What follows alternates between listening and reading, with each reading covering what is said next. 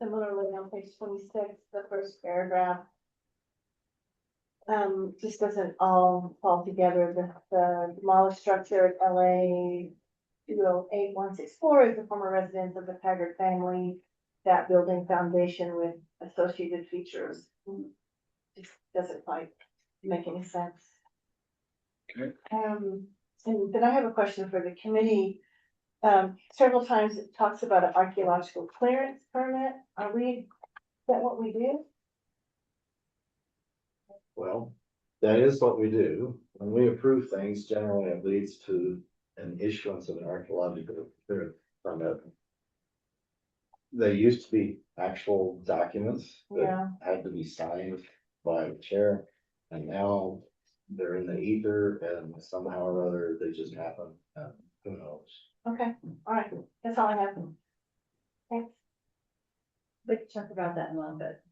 Because I had a follow-up on the same. Yeah. Number trees. Yeah, I had a couple of, spelling issues. Let's see, page,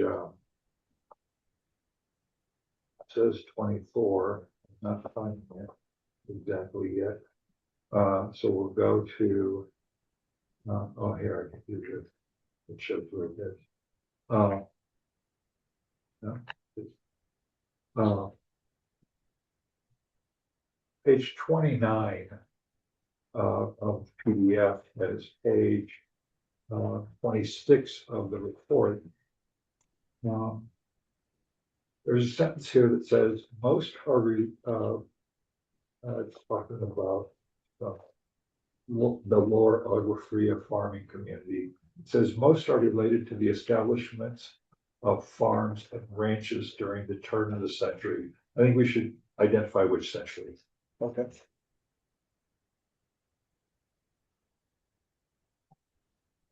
Because it wasn't 26 years ago. No, That was page 29 of the PDF, you said? it was page 29 of the PDF, yes. Okay. It's page 26 of the actual report. It's in the first paragraph of the predicted results section. Or excuse me, second paragraph of the predicted results section. Thank you. Page 28 of the report, page 31 of the PDF. The last paragraph, kind of the middle of that paragraph on the right-hand side, it says, the sentence says, the exiting basin area is at some point was intentionally modified. Is it supposed to be exiting or existing? That was my question. I'm assuming there's a drainage catch basin there. And I assume that it was existing, but maybe just misreading it. Oh, and I read it, it's interesting, like the water was exiting the basin. Yeah, so where? It's I supposed to believe say it that. intended to say existing. but Yeah. I think your call on that. It just doesn't read as if. Okay, I'm not finding a paragraph. Last paragraph on 28. That's the results section.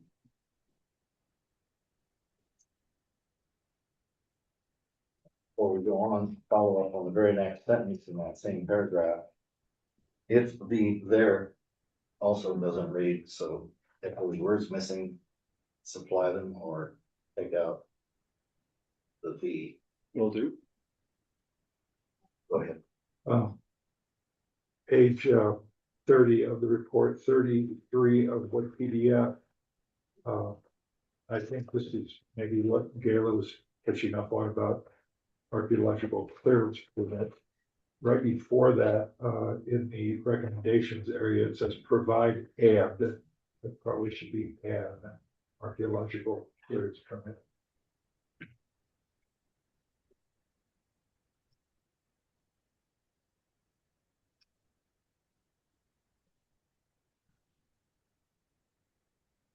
Archaeological permit. That's all I got. I guess I didn't highlight this other spelling thing. Okay. Early part. All right. So this is next to one thing we just looked at, but they're not related, they're not, Other than that, the construction people can throw rocks at one. yeah, The two projects that are side by side, yeah. the existing hotel going in construct is over. It's a series of apartments, I think, not a hotel. Oh, okay. I was talking to the construction folks. They said they were building a hotel and I was like, Yeah. I just, it seemed odd that, here's the apartments and here's the elder apartments or the retirement apartments. Yeah, it's Different different, fund. it can be all one development, whatever.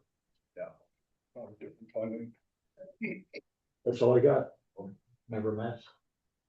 Yeah, so my only comment is on the survey methods on page 26. Of the report.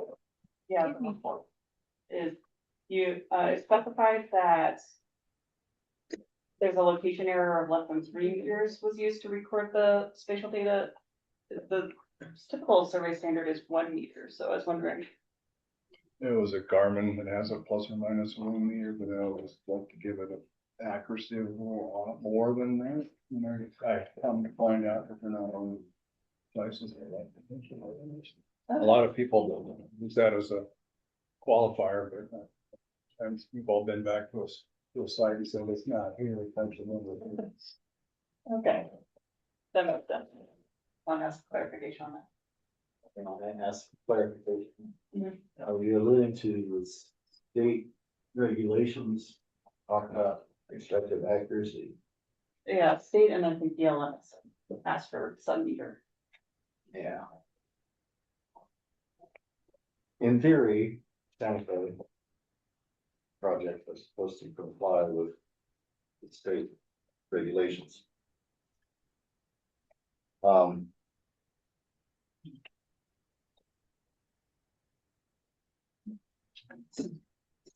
I sympathize. And I will not suggest that you go out and buy a new GPS unit, but, be with, when it costs you $4,000 to get a GPS unit, it's actually capable of doing what the specification requires, it's a little exorbitant. That's just a little opinion.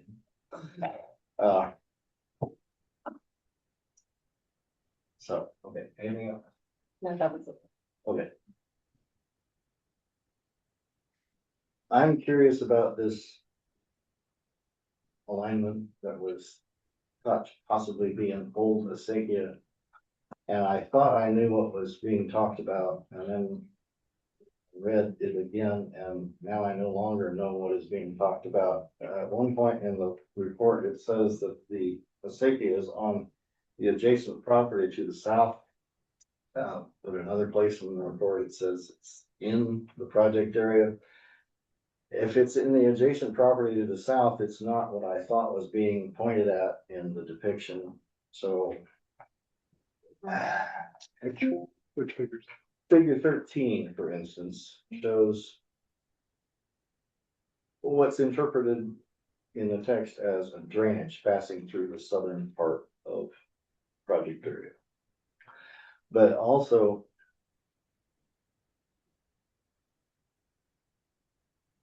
it's called out with white arrows saying it might be an acequia. And I can't differentiate between a drainage and what might be an acequia, and yet I see something going from north-northwest to south-southeast directly through the middle of the project area that could be an acequia, but I suspect it's a fence line, but now I don't know what you're talking about. So a little more effort to explicate the references to what in the figure is of importance would help. I'm totally believing that all the various earth moving activities have totally blitzed any possibility of you seeing an acequia any longer. I'd just like it to be clear further. More clear? Well, sure. So those interpretations were off of aerial photos that I was able to find for the area. Yeah, it's a 1951 area photo. So if you see what obviously looked like drainage, this was all pre-field work before we went into the field. Mm-hmm. So I had sort of raised my suspicion that, a lot of these drainages were used, modified and turned into a safe use, that it could potentially be there. So I was just trying to do my due diligence to point out that that resource was a possibility. Turns out that that drainage does not go through the project area. It actually goes to the south, which I thought I showed pretty clearly on one of these figures. In the property project, it's been an improved swale for drainage for the facility to the south. So if there wasn't a sinking there, it's lost man. Can you find the figure where you definitively say that? Going through here.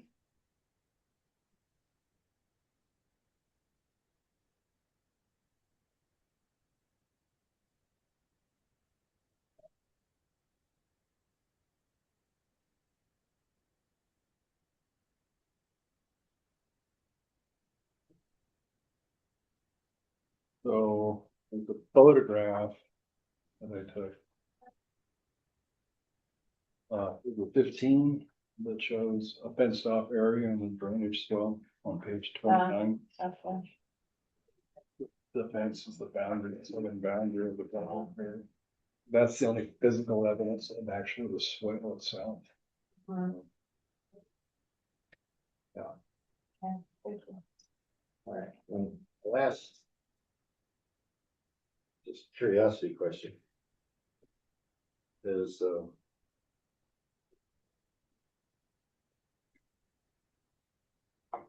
the figure 18 of the existing open trench that you encountered. Yeah, that's quite the caliche layer.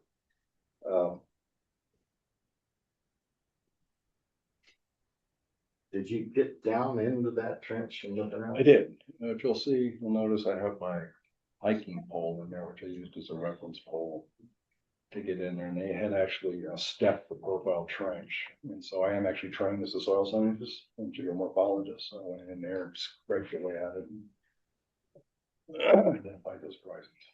Cool. And it just so happens that your hiking pole is 1.5 meters tall. Well, I extended it out and then used a tape measure, because we didn't actually have a steady rod to go with this. So that was I thought the most convenient reference pole to use. It's very convenient. And you could invent one for archaeologists by putting Wouldn't that be a good increments idea? on it, and that way they can't say they won't have one, because. Good idea. Really good idea. All right, thank you. Thank you.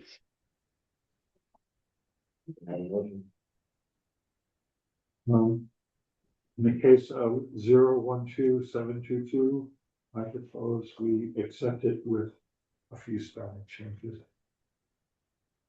Hold 1 second. Is your desired discussion germane to the approval of this, or? Process going forward, we'll stick with what we've got for now. But we're talking about the form itself. You can review the record and fill out the form in more detail after. So my question can wait till after everything else. Okay. So we have a motion. Second. Moved and seconded. All in favor signify by saying aye. Aye. Motion carries. Thank you. Oof, he's gone. Yep. It's gone. Okay. Case number 2026-012-723. SWCA agent for Georgia O'Keeffe Museum, applicant requests approval for an archaeological monitoring report for 330 feet of underground utility installation in the city alley south of 123 Grant Avenue in the historic downtown archaeological review district. Thank you for your staff report. Heather, anything to further add to that?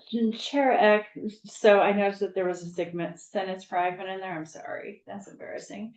But one of the concerns that I had is that well, first of all, the code references have changed, but that does not change the requirement that triggers the report. It goes from 60 feet to 50 feet. So just to make sure that the report, which is produced now with an updated code, is correct, because we're approving it at this point after the adoption of the current code. The second thing, given all the activities that are associated with the George O'Keeffe Museum site at 123 Grant Avenue, it seems like there would have been discussions of a potential impact on Cienega and the wet soil and those types of things, how those two, relate, because the alley is just immediately adjacent to a lot of cultural materials that were discovered. So I think that maybe a more robust discussion there would be beneficial. And that's all I have. Cool. Have you shared your commentary with the presenter? Yes, Chair. Okay, so they have knowledge of what you spotted. All right. Do we have? Yeah. You have Miss Trowbridge. Can you hear us okay, ma'am? Yes, I'm here. Can you hear me? Yes, and I have to swear you're in. Please state your name and address for the record. Megan Trowbridge, 7321 Aztec Road, Northeast Albuquerque. Megan, do you solemnly declare and affirm that the testimony you have in reference to this item is the truth, the whole truth, and do this under the penalties of perjury? Yes, I do. Thank you. Ms. Trowbridge, you have the floor. Anything you want to add? I am here representing SWCA for this monitoring report for the George O'Keeffe Alley. I am here in place of our previous principal investigator who compiled the report before he left SWCA.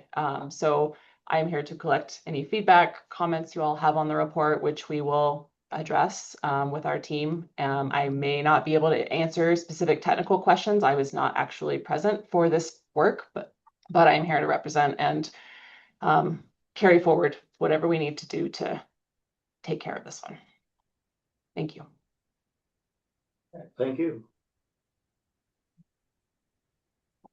Member Madison?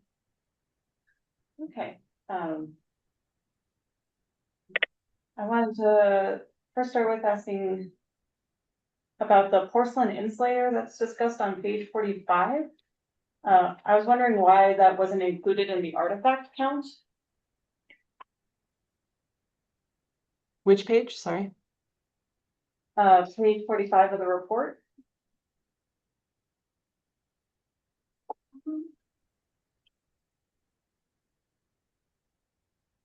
It's, yeah, the only artifact that a picture is taken of or included in the report, but it's not included as an artifact. Okay. Those date from the 1850s to the 1940s, so they're historic. Okay. And Yes. then in excavation unit 1, it's discussed that a good amount of charcoal was found. I was wondering if radiocarbon samples or float samples were taken. There were no radiocarbon samples submitted. I know that. I don't believe float samples were collected. Sorry. Okay. Then on page 50 for this discussion of excavation unit 2, I would like to know the dimensions of what that excavation unit was. Okay. And then my last comments are just that in the references cited, there's a lot of sources that aren't in the text of the documents, and then things like for the OLE Volume 1, I think it auto corrected to OLE, but it's for the OVO line extension. Okay, thank you. But yeah, so look through your references and make sure they match what's in your document. Definitely do that. Thank you. Oh, hey. I'm very excited. Yes. That's all I have. All right. Number 3. Um, they, something that needs to be resolved is, a map, which in one instance on page 19, in the last paragraph, and I'm not going to pretend I know how to say this, but here is described as a 1766 map, page 19, and then on page 23, 25 rather, it's described, no, that doesn't relate. Anyway, that particular map is described in one place as a 1768 map, and another place as a 1766 map. So I believe it's the same map. I need to probably do a search, which I apparently screwed up. But why isn't there on page 25? It's 1766 in one place and 1776 in another place. Is that? No, here it is on page 17 of the report. Probably like the middle paragraph. It says this paragraph starts with the mid 1700s. It's described as a 1768 map, Oh, got it. and then later on page 19, it's described as a 1766 map. I think it's the same map, just different. Needs to be resolved sometime. Sure. I think you're right. I think it is the same map. We'll figure out which one is correct. There was one of the maps I looked at seemed to, let's see, and this is page 36 of the again.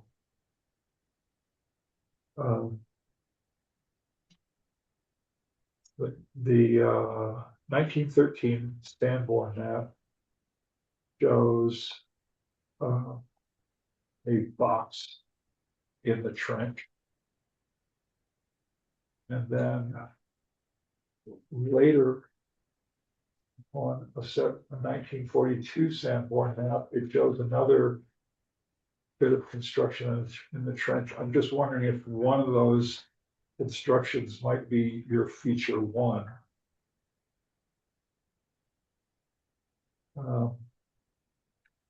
It seems to me that probably the 1913 map is more accurately located for, although it's hard to tell. Yeah. But that would be, those limestone blocks sound like they were perhaps foundations for a building of some sort, a little building. Feature 1 seems to be an interesting, it's just, for me, it's hard to know, where the depth of soil would relate to time periods, time frame. And I guess this is what Director Lamboy was referring to with the trash heap that was at the west end of the trench. Seems like it's pretty close to where there was a trash heap in the George O'Keeffe excavation. Except the report says there's no relationship. No, maybe there is, and maybe there isn't. I don't know. Seems weird that it's just, on the other side of the fence. Yeah. That's all I got. So Thank- implied there is, it'd be useful to revisit the results of the excavations at Georgia O'Keeffe and rectify the position with the statement to the effect that they're not related. It'd be wonderful if you could say definitively, but perhaps an illustration could assist in that, because it seems like we have a conflict. Understood. Definitely look at that. Anything else? Nope, that's it. Thank you. So, on page 7, in the environment, I don't know if it's relevant, but in the, second to last paragraph, I guess it's not a whole paragraph, the last one, but when you talk about the Caja del Rio supported deer for hunting, and in later periods, goat herds were taken there during the summer months for grazing. I believe that it's still part of a grazing allotment system run by the Forest Service. So there is still grazing happening, and so it's still part of the environment. I don't know if it's relevant to what we're talking about, but this is something I would like to add or note. On page 40 in the 3rd paragraph, it was just with the last sentence, a cow as well as a multiple possible elk remain. Doesn't make any sense to me. And then I too, and I appreciated how Heather talked about it as a more robust discussion needed about the limestone blocks that you found, you know, even if it's going back to the Sanborns, what was here before, a description of where the limestone came from, what, it just felt like that there was, like, yeah, we saw some things, and then, there wasn't much else, talked about there. And that's it for me. Thank Okay. Megan, since you weren't there and can't testify to the actual conditions offered at the time of, I think what I have to say is just my own worthless opinion. But it seems to me that a trench excavated with a hydrovac approach needs to be faced on both sides, full length, so that you can actually see a profile. Instead of just looking at a place where you noticed something and investigated it.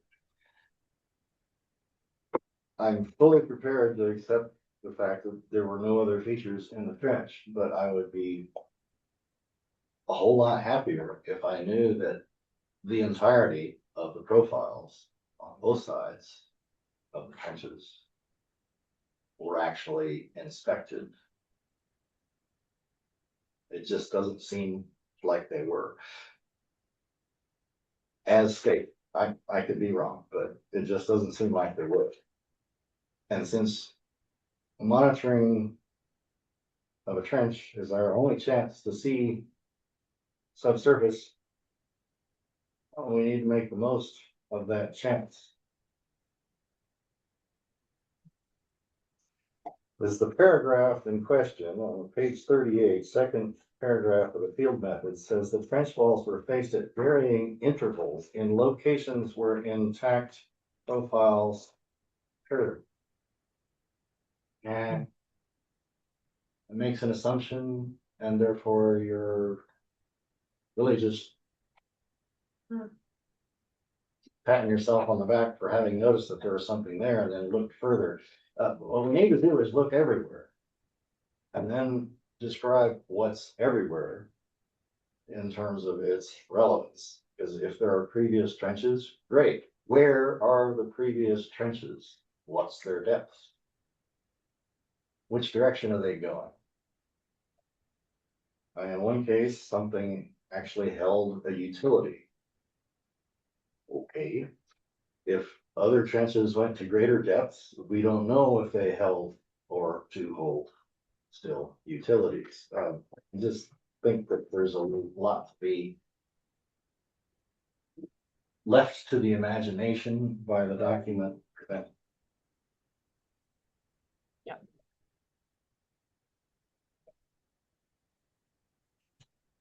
And I don't know how to fix it. I don't either on this one, but thank you for that comment, and that is duly noted.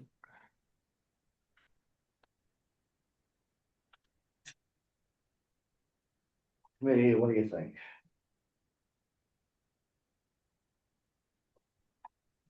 I feel like it's unsatisfactory. I don't know how to fix it either, but it's not really my job to have it to fix that. But I don't know if it's possible at this point. I mean, it seems like it's an SWCA problem, not a archaeological review committee problem. Great. Any other? It would be nice to have some more information. Especially since there's information from right next door that they should have in possession. Look at. Like, I agree, they could kind of do, well, what, maybe this is connected or. I understand, that there's probably data somewhere that they might have in their possession that could fill this out a little bit better. Like, oh, the limestone blocks that we see here are like the limestone blocks on the other side. Or not? Or not. Or not. Observation, description, analysis, by comparison, interpretation, whatever. Never much. I agree that there could be more detail. There might not be more trench drawings available, but even with artifacts, like they could include more photos of the artifacts. Yeah, currently there's just the insulator, but it seems like there were quite a few diagnostics that were found, which there should be photos of, and a comparison of with the other work that SWC is doing would be enlightening. So to summarize, what we're sort of wanting and expecting an attempt to be made to produce is more documentation of stratigraphy that could be in the form of notes or actual drawings or photographs, whatever is available. And then we're expecting more in-depth assessment of the limestone feature in terms of the characteristics of its components and how it may or may not relate to those things that are just on the other side of the property line, 5 feet away.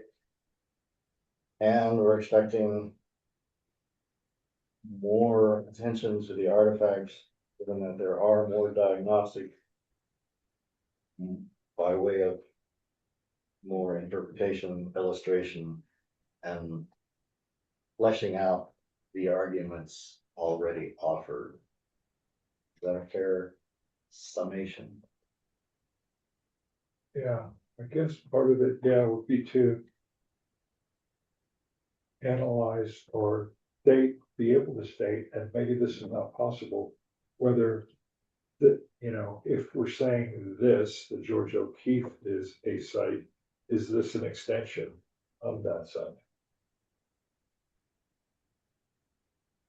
Because if I'm looking at this, and that's where the bones were found, then, that's sort of in the neighborhood of the big bone pile on the other side of the fence.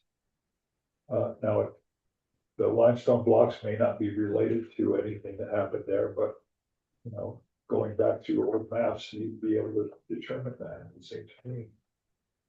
So, some of that should be able to be found without having been on the site to observe firsthand. Okay, Megan, is there a body of field data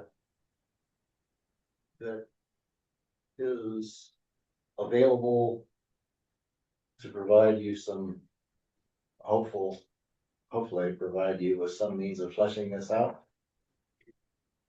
I believe there are, yeah. We are in the process of, deep diving into everything from the next door property, writing up that excavation report. So we have a lot of in process analysis from all of that. So I believe we could definitely use that to correlate to this and, fully flesh out the correlation, or lack of correlation between what we're looking at here and what did exist right across the fence line.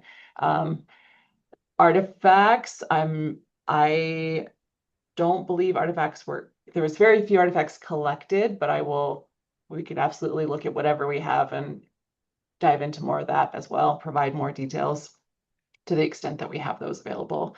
And I believe there should be additional drawings of the stratigraphy.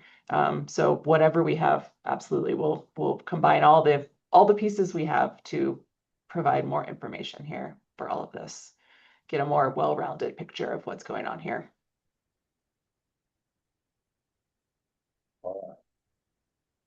With all that said, can someone craft a motion?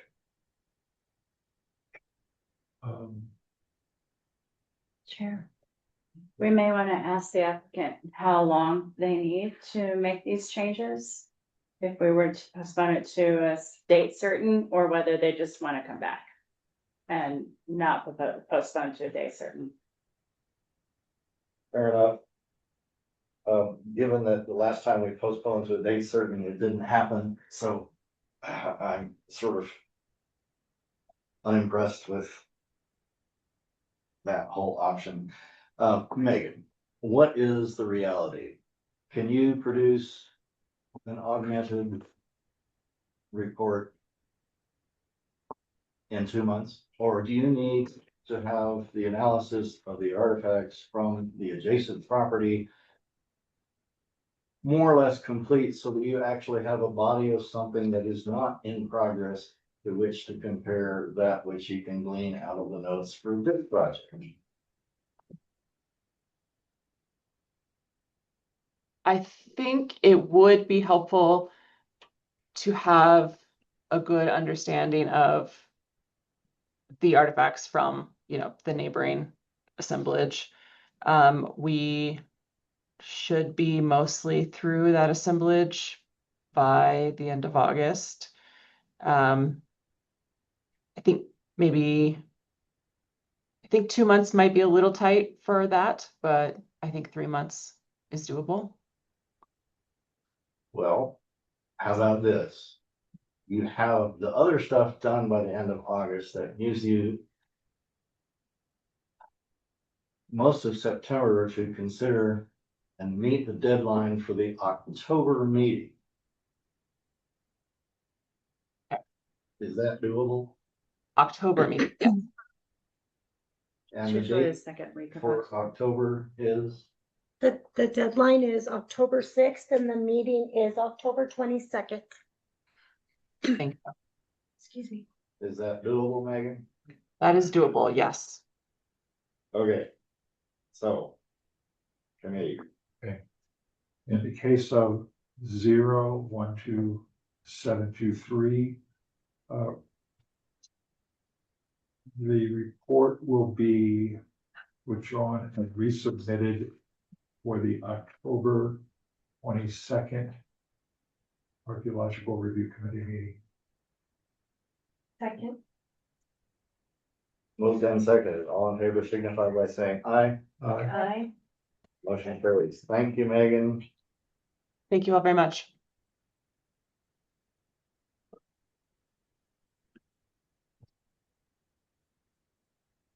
Administrative matters and communication. Yes, Chair. So at this point, I would like to introduce Matt Vogel with Vogel Partners. He is our land development code update consultant. As you know, we're going to be launching into phase two of the code update. Phase one, we accomplished several things, but Mr. Goble is going to go over sort of the process and where we are now, and then our priorities as we've identified them in terms of the changes to the code, and then some general feedback from the committee on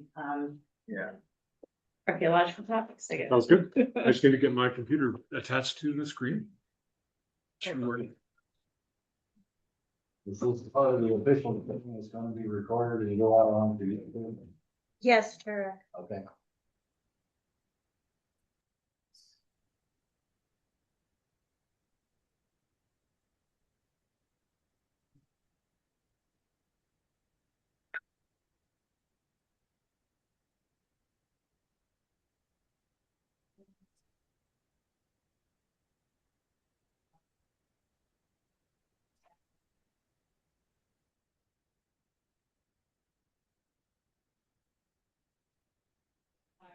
And then also discuss more the question earlier with reference to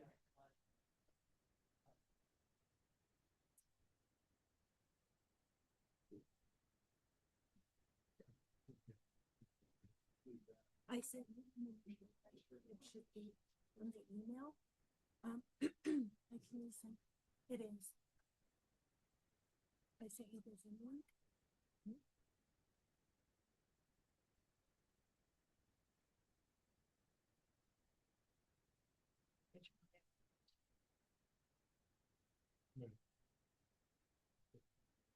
Romero.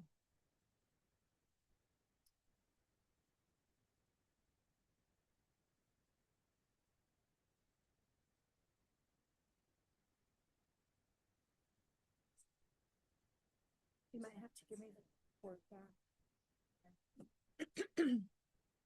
or also defining a strategy on how we're going to organize. And then I'll just let you share for the screen. code update. I think that'll work better. I think that's okay. Thanks for your patience. Just a few minutes, Tara. I did forward that appointment. Yep, we've got it. We got it. Yeah.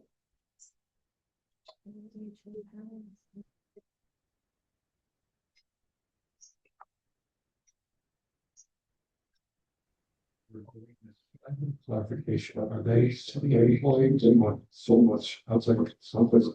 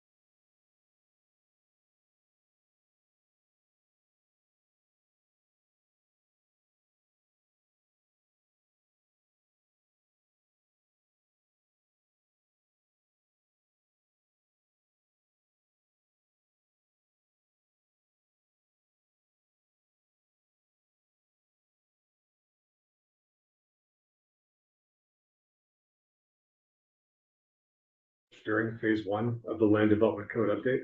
I'm going to talk specifically about some other efforts that the city is going through, the general plan update, and also the governing body's goals that have been established and how they relate to the code update.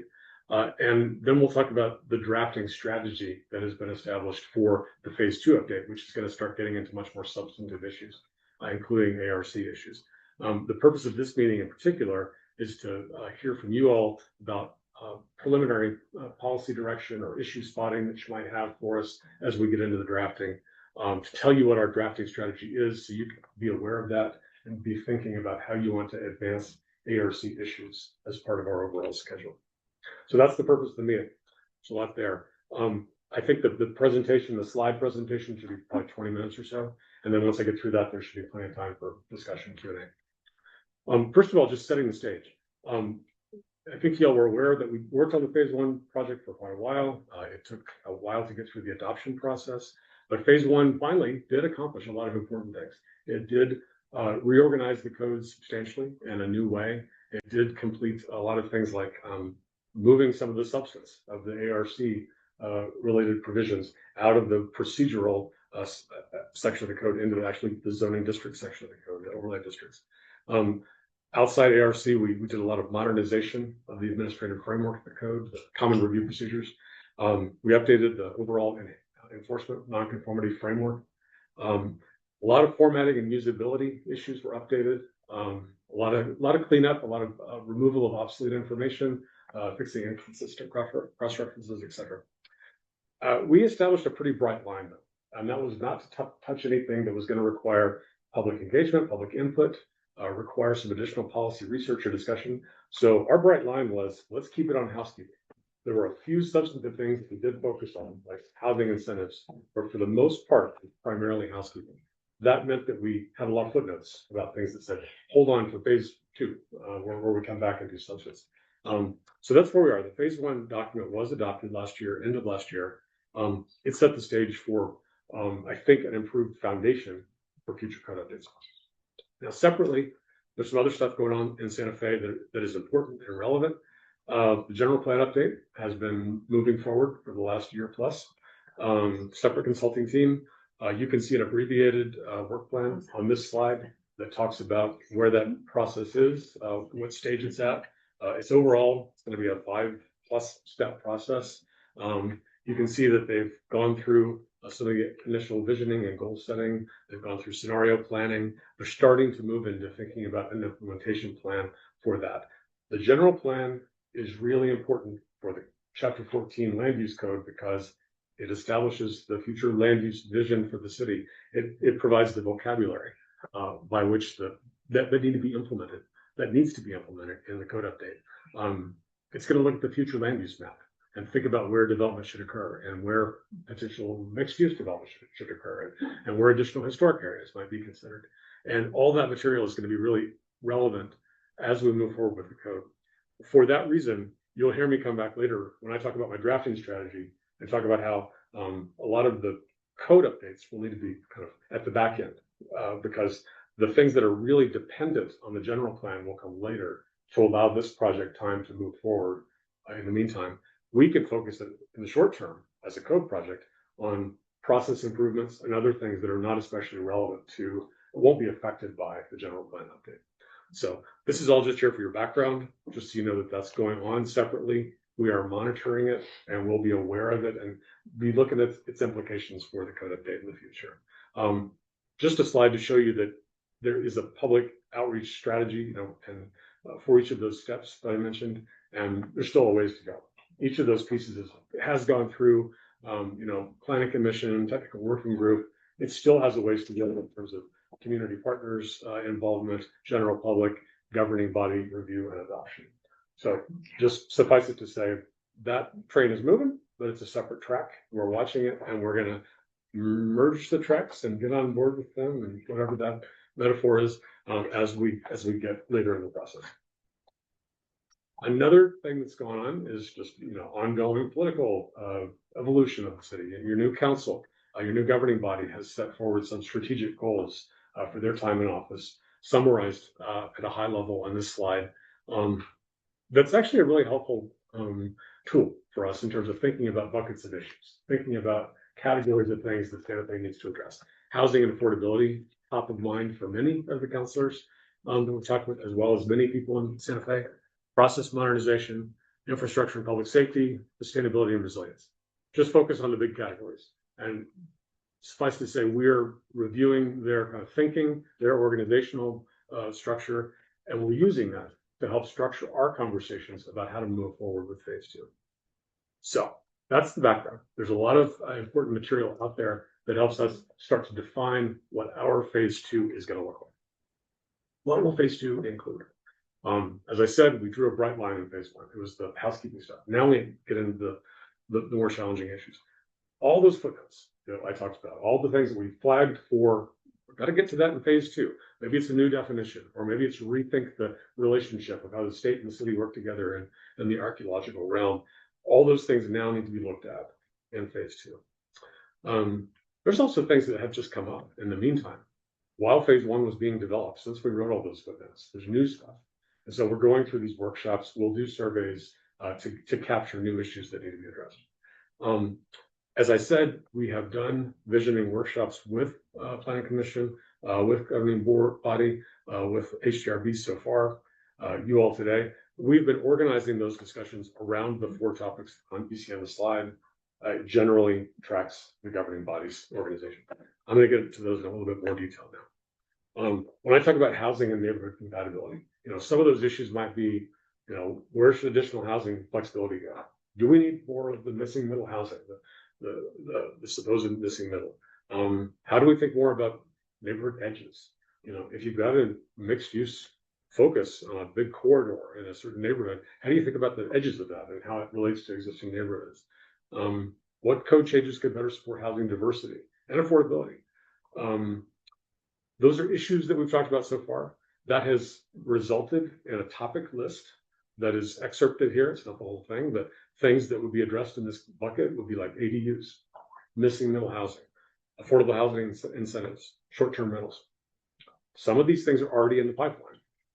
Councilor Fagali and others have been looking at short-term rentals for quite a while. That process is moving forward. Our challenge is now thinking about a drafting strategy that incorporates those in-process items with also new stuff that comes up. And so when I get to my drafting strategy in a few minutes, we've been talking about how those things can be incorporated into our strategy. Again, high level, these other topics, process and administration. Santa Fe has a reputation sometimes of being a challenging place to work for. It's a hard place to get to yes. The code may not be clear as to what you're looking for, or maybe it's not clear what the criteria are, by which a decision is going to be made. ENM, is that process working as well as it could? Is there a better way to engage the public? What are its purposes? You can see some potential drafting topics there. And side note here, and I should have said this up front. We're not trying to get into all the details and all the weeds and all these topics today. It's more it's an overall issue setting conversation. Happy to talk about any of these if you'd like, but my purpose overall is to give you a sense of how the project is structured and where we're going. But that's the process piece. The city has been doing important work here, like drafting a new development review guide. And that's going to set the stage for more digital modernization of the permitting system. Maybe that can result in shorter permit review times, things like that. So there's other stuff out there that can start to integrate with the code update. Sustainability and infrastructure. How can we be more sustainably focused in the new code? You can see a variety of drafting topics there, from better emphasis on low water planting, water conservation, stormwater management, low impact development. All these types of things can help reduce vehicle miles traveled, improve air pollution, or improve air quality. So all those things kind of fit under this category. Historic preservation and design is a big one in Santa Fe, especially. You've had a traditional emphasis on historic preservation. You've got an ordinance that focuses on new styles, really. How can we start to think about preservation and how it relates to some of these other goals that have been raised in the city? Be it wildfire. There was just a meeting last week, I think Janice was saying, about with the WUI consultant, the wildland urban interface, and how to think through structural hardening of buildings in that interface. And can you do that structural hardening in a way that's sympathetic, to the goals of a design-focused ordinance? Housing. How do you think through the relationship of needing more housing to preserving buildings that may not be consistent always with that strategy? Where's additional flexibility needed in your design review program? What aspects of historic review work well? We talked about this a lot with HDRB. There's an opportunity here to start to think more comprehensively about design in Santa Fe and thinking about, is the historic program really focusing on just encouraging these certain styles? Or is it focusing really on the integrity of the resource? Do we need to rethink how design is considered outside of the districts? Is there some overlap between design outside and inside the district? So all those things are really important. We had an animated conversation with them. I think that's going to continue on throughout the course of the project. So that's a lot. That's background. We are jumping into the drafting strategy, and the way we have kind of conceptualized this is a 3 installment approach. Each of these installments will be individually adopted. Goal is to not have one big draft at the end. We don't want to get into a phase 1 situation where we have a big new code that everybody has to process at once. A 3 installment approach is going to provide more bites at the apple and provide an opportunity for people to really dig into the specifics of each installment. That's still going to be challenging. It's still going to be a lot of new material, but it's not going to be all the code at one time. It allows us better coordination with the general plan. You know, we can backload the pieces about districts, for example, that relate to general plan issues. And, you know, in 3 installments, you know, lets us prioritize low-hanging fruit or priority action items, you know, versus things that might take longer or need more research or need more public outreach. So the big idea is 3 installments. We're kind of conceptualizing this as you see on this slide. First of all, how the code works. This is going to be kind of process modernization.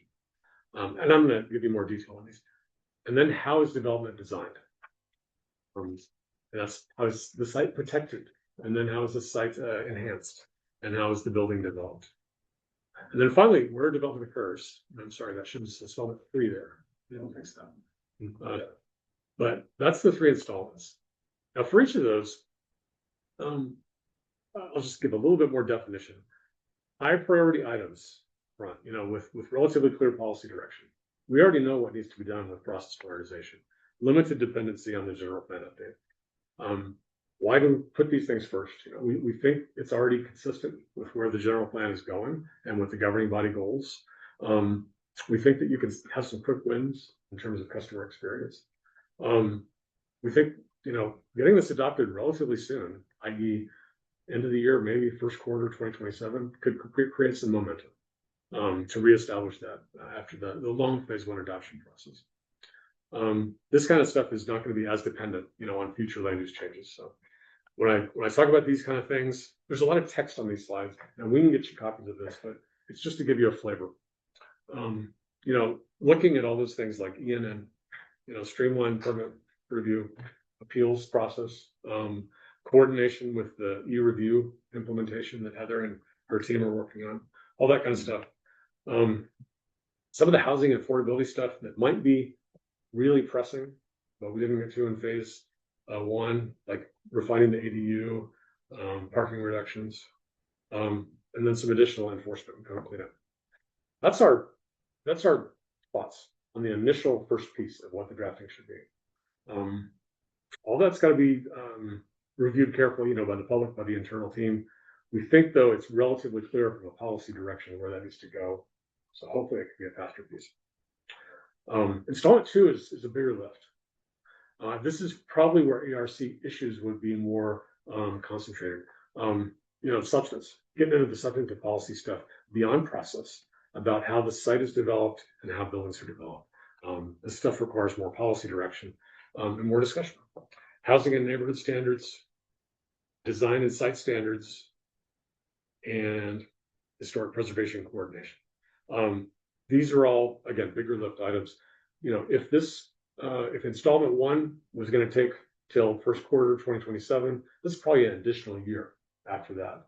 We would get going in the interim on it, but I don't think the real meat of this would be done until that 2027 timeframe. That's installment 2. And then installment 3 is the one that is more heavily dependent on the plan. So where development goes, district structure, a new map, new zoning map, general plan implementation. You know, this is the most politically sensitive stuff, probably. It's going to take some time for us to lay the groundwork for this. Most public engagement is going to be in this category. And there's just a lot of moving parts for this stuff, but there's an opportunity to simplify the code by maybe having some flatter, broader zone districts. Not in all cases, but maybe, mixed use tools could be better implemented, and form-based design tools could be considered more along certain corridors in certain areas, and those could be introduced here.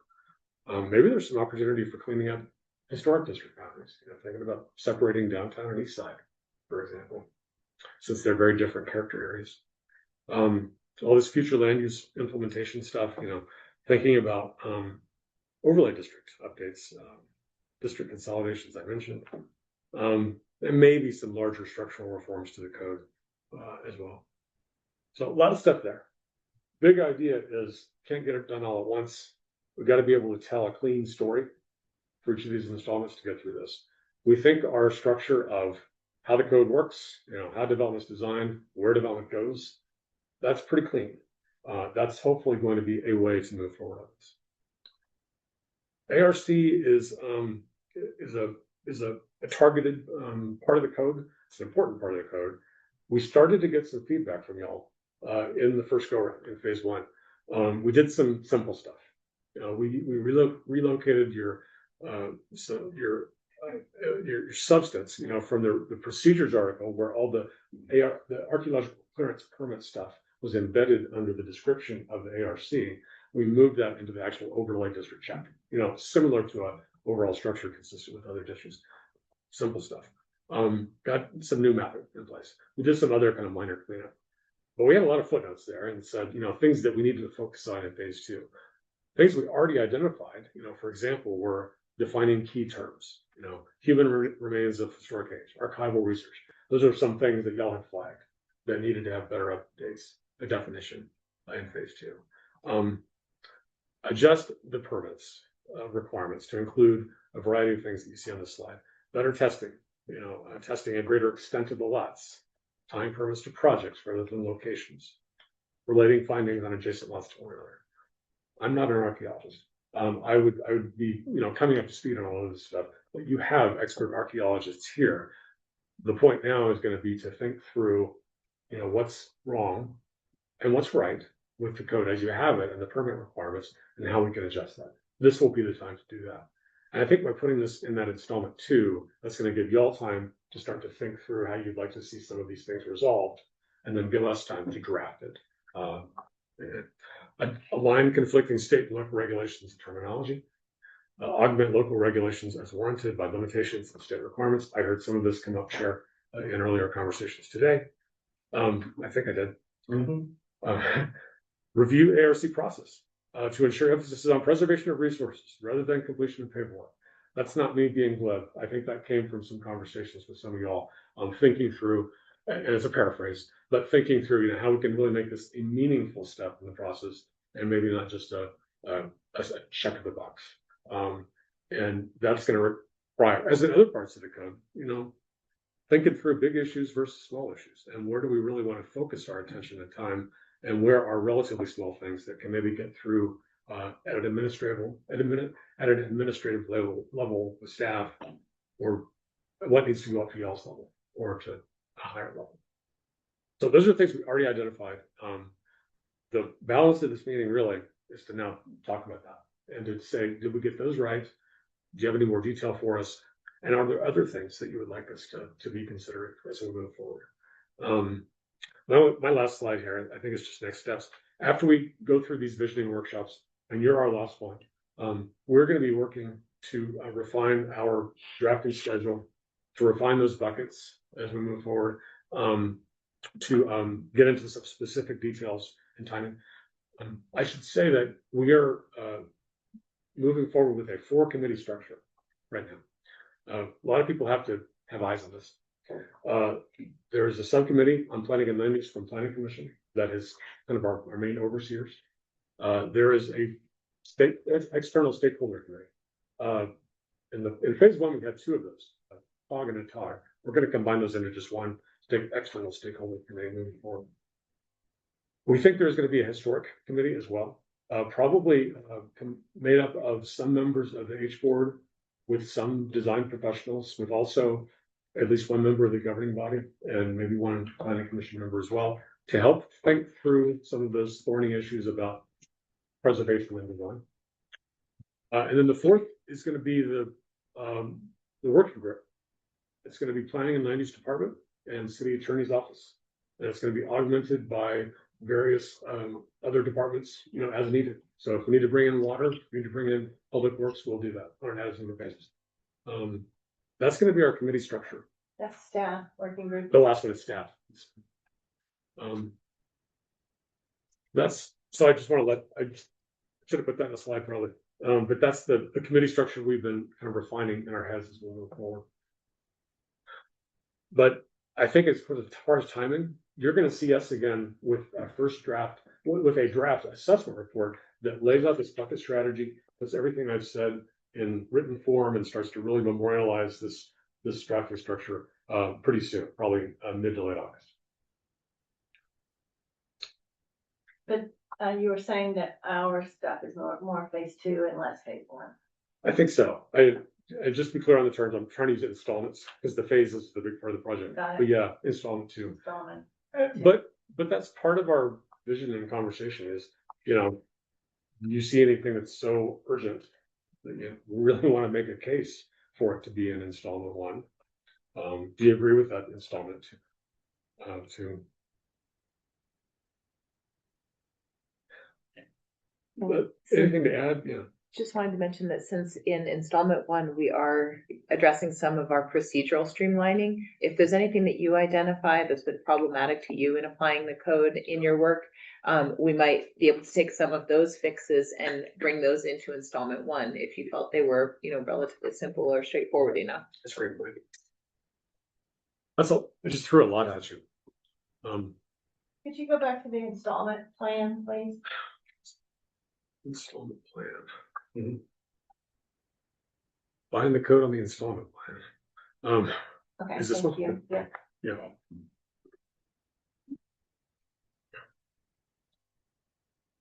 So Chair, I know that there were a lot of thoughts about how the and unfortunately I wasn't as involved last time, but I don't know that we got to where we wanted to get with the changes that were made, including the fact that we were proposing to reduce the length of utility line work. So we went from 60 and 50 in the downtown, historic downtown district. We're proposing to reduce the minimum area for the suburban and rivers and trails districts.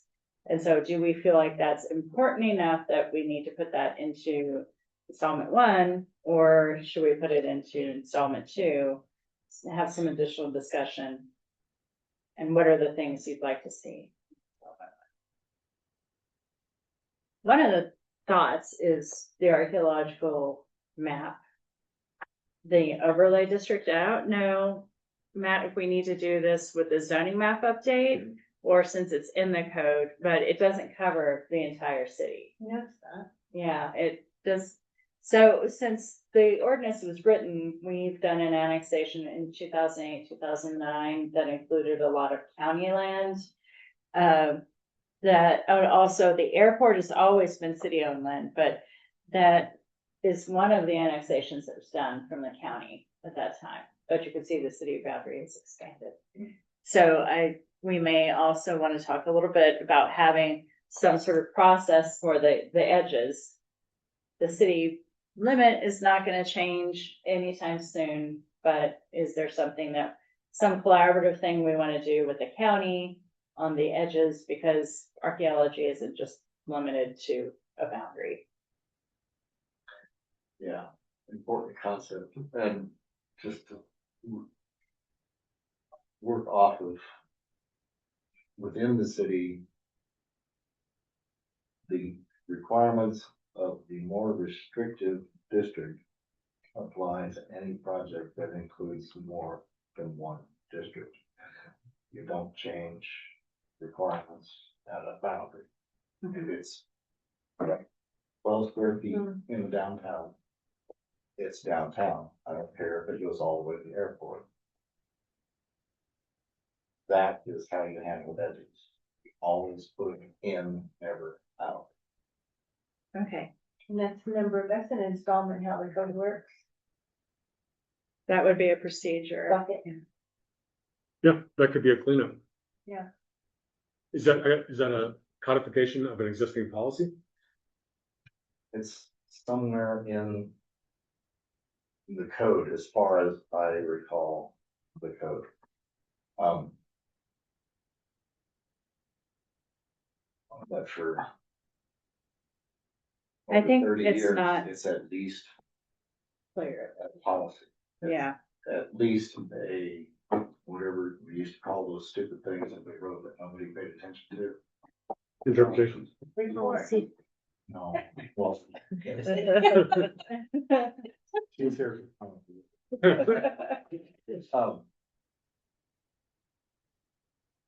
External policy Mhm. is what And did we that do a may have document been.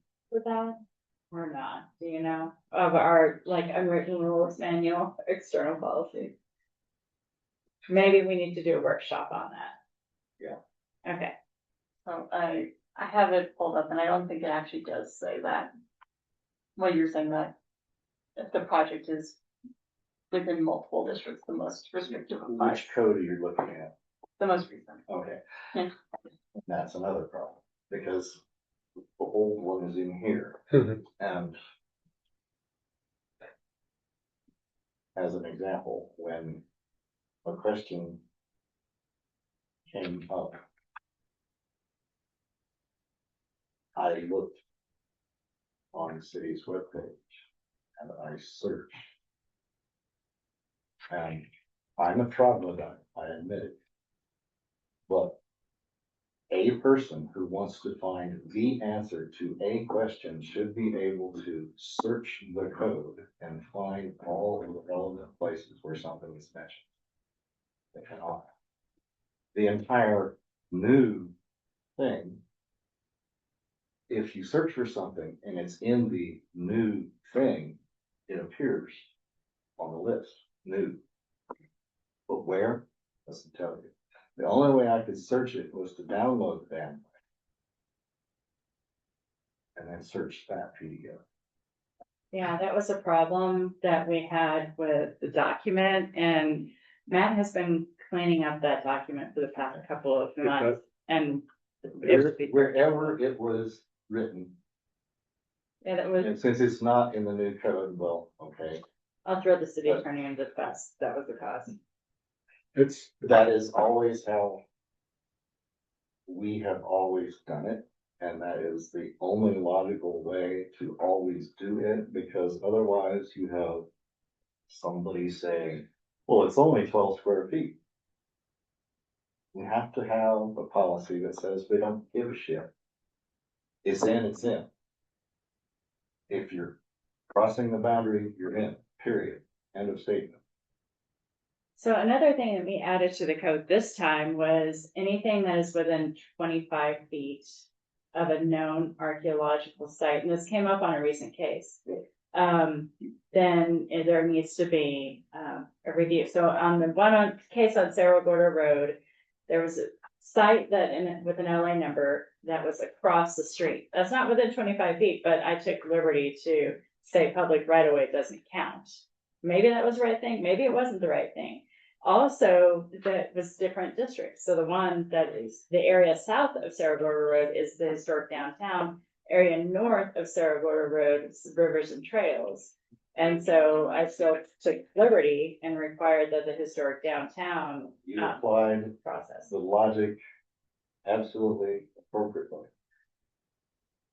I So don't that's a know if you can procedure. Do we want to successfully clarify? get the city attorney to say the city right of way doesn't count, but where we have looked is important, and you identified that, and you included it instead of excluded it. That is always the appropriate logical action. Solomon would be proud. I think that should be clarified. So you're saying it was including the city right of way was more than 25 feet away? Yes, that's correct. Okay. So Because that when you think that is about quite the different size. from how other agencies Right. handle things, because a lot of times, especially with NMDOT, if you have a site that's across the street, they tend to consider. It's like you are not going to have an impact of that even if you are within 50 feet. So I think that does need to be clarified, because that is quite different how other agencies handle Like I roadways. said, it took liberty. Yeah. So, So that but is, good point. a lot of professional archaeologists are not going to think that. Well, let me put a caveat on that. Archaeologists who do a lot of projects for NIMDOT Yeah.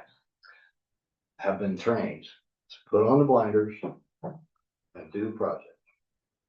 And you could walk past the Taj Mahal, and if it's 2 inches outside of some crazy limit, no mention, no consideration, no nada. And it drives me nuts. And the POT does ask that you survey both sides of the street when you do your project, but they only consider impact if it's on the same side. And it And doesn't say that we have to be the same as. No. Because the But city it can always has to be. It should be clear. it Yeah. needs to be clear, because if you take the step to be more restrictive than, has to be painfully clear. And our city code is more restrictive than state statute and regulation.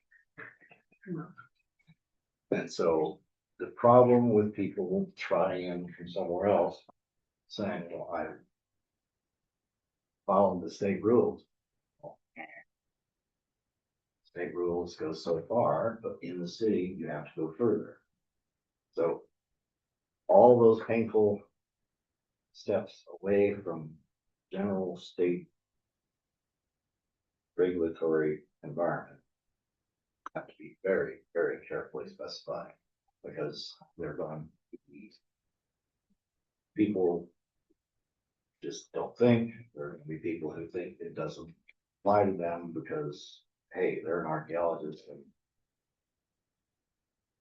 and they don't understand that it's really up to city HPD, and because city HPD needs this committee to rule on things, it's up to us collectively.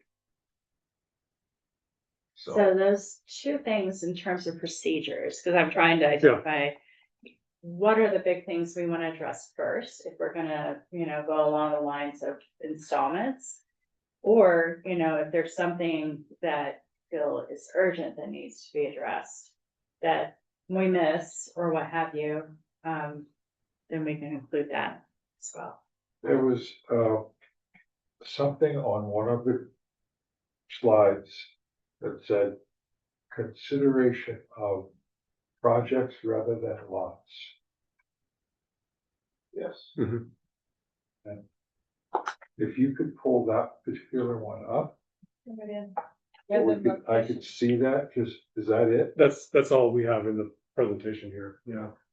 The phrase is tying permits to Okay. projects rather than location, Yeah, because we are the only entity that I know of that ties these things we call clearance permits to locations, the entirety of lots. Everybody else looks at it as, what that's term, an undertaking. This is what we're doing, and what effect will it have on what's out there? We don't know what's out there, therefore we're going to go look. That is where we start to diverge, because we do 2% of a lot. And then poof, the lot is cleared in perpetuity for everybody, anytime, anywhere, doing anything. And that's not how the rest of the world sees them. that's not how I'm reading that either. And, I'm not quite sure, maybe I'm just misreading it, but yes, when we approve a piece of property, we're done. We never get a look at it again. And we will go to great extent. We made somebody do 3 cracks of the trench. Just to make sure, because we'll never see that piece of property again. Unless there's one. Historic design review will, because maybe, somebody wants to do a remodel down the road. But we won't see it. Because we've approved the lot, we've approved that piece of property. And what percentage of that lot were you looking at for that project on which those three structures were? 2%? And what led to that comment being included in your paragraph, me waving my arms and saying, if we did 2% of what's actually going to be disturbed by a given undertaking, we can argue some level of consistency. But if we did 2% of a lot, whatever size it is, and whatever is being proposed, we're throwing something against the wall and it sticks straight and it doesn't. So the danger by accepting this ridiculously small sample in the historic downtown district is that you have very high probability, upwards of 80%, of not ever finding that which is important about that piece of property. So we either include a greater extent of the lot, or we take a step back and call maybe what the project is going to do at all. The development impact area, Whatever. however it's defined, yeah. City can come up with. A good way to think about it, because of all the trenching that's done for utilities and things like that. That's a term that's used in other contexts, grading a site. It's often development impact area. Limits of disturbance is another term that's often used. Well, and then here's the problem, Yeah. on open lots, most developers I know want to come in and play the hell out of everything. Yeah. So it's 100% Yeah. immediately. If you- Instead of, If you had your druthers and you could do 100% of every lot in the downtown and maybe scale back in suburban, do you have the authority to do that? Could you do that by the code? That's not mandated by state, is it? That's something you could do if you wanted to switch from a 2% approach to a 100% approach. it would be Probably not a impossible to 100% sell. approach. Well, but a much higher percent, much whatever higher percent. It might be, and the nice thing about the historic downtown is that the lots are smaller. Yeah. We don't really, but I think where the concern arises when we get big subdivisions, like Tierra Contenta recently. There were sites that were discovered, but we're clearing everything for, 200 acres or something like that? Mhm. But because there were like 4 or 5 sites that were just discovered in the area of Yeah. where the roads are going, there's a higher probability for additional sites. Yeah. But we're stuck because we've cleared 200 acres. And that clearance term is a bit of an issue. Well, I hate the term. Yeah. It's permission to disturb is what it is. Yeah. With the caveat that we've done what we thought was appropriate, reasonable, and good faith. And You've lifted up one little corner of the blanket, and then you've given the whole. In Yeah. reading the George O'Keefe, the trench report, and they describe all the sites around, the sort of sites within that 500-meter radius. And is there any way we can take those kinds of things and make them more public so that people actually see all the wonderful things? I know that just, how important it is of what this body actually does, and how important, if you dig a hole in downtown and you do find something, it seems. I mean, it was fascinating to read the, 20 descriptions. So on the public piece, what we did back in the 90s was an archaeology in your backyard conference. And, we can't give them all of the details because we don't want anybody Right. digging, right? But we could have some sort of public program where archaeologists present findings generally. And, that was really well attended and, you know, it's Now sort that of on a to-do list. Yeah, cause So it's been pretty low. And there have been 2 publications devoted to archaeology Santa Fe. One 30 years ago and one about 15 years ago. so really up to date.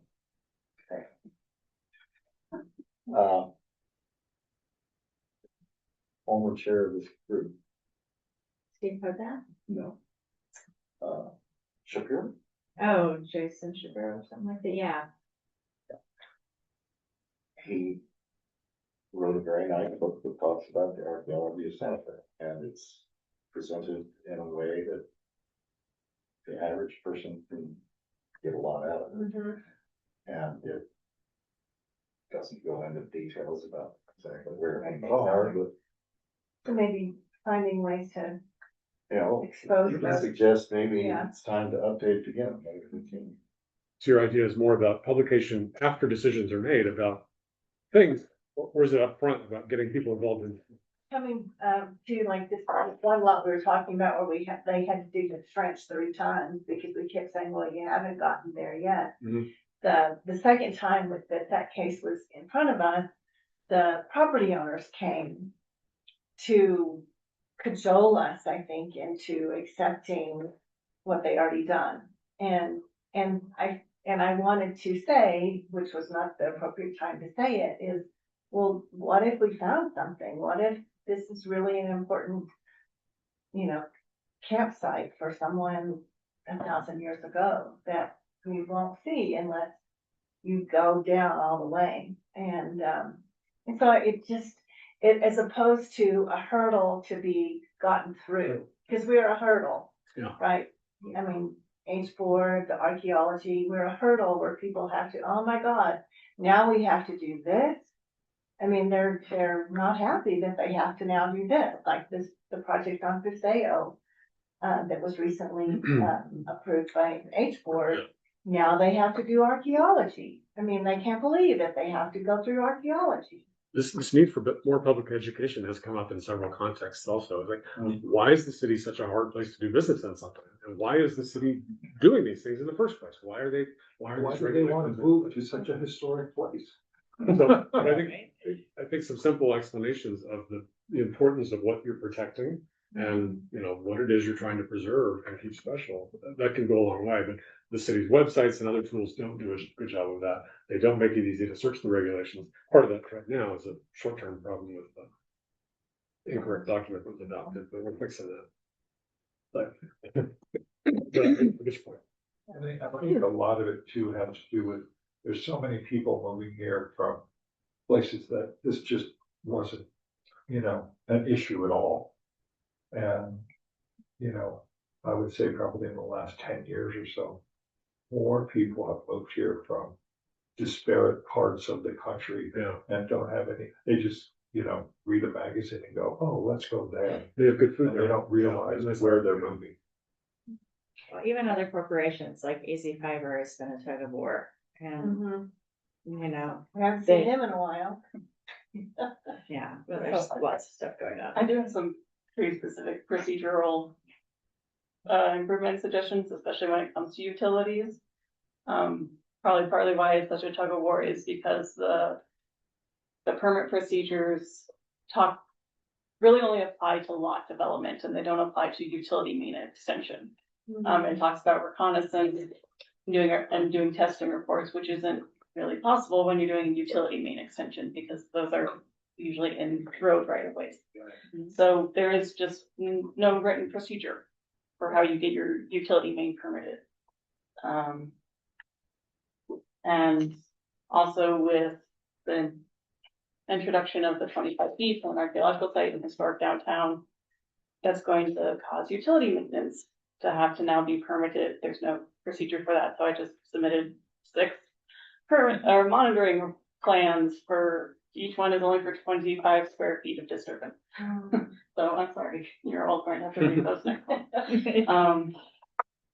So having clear procedures for other kinds of projects, not just lot development.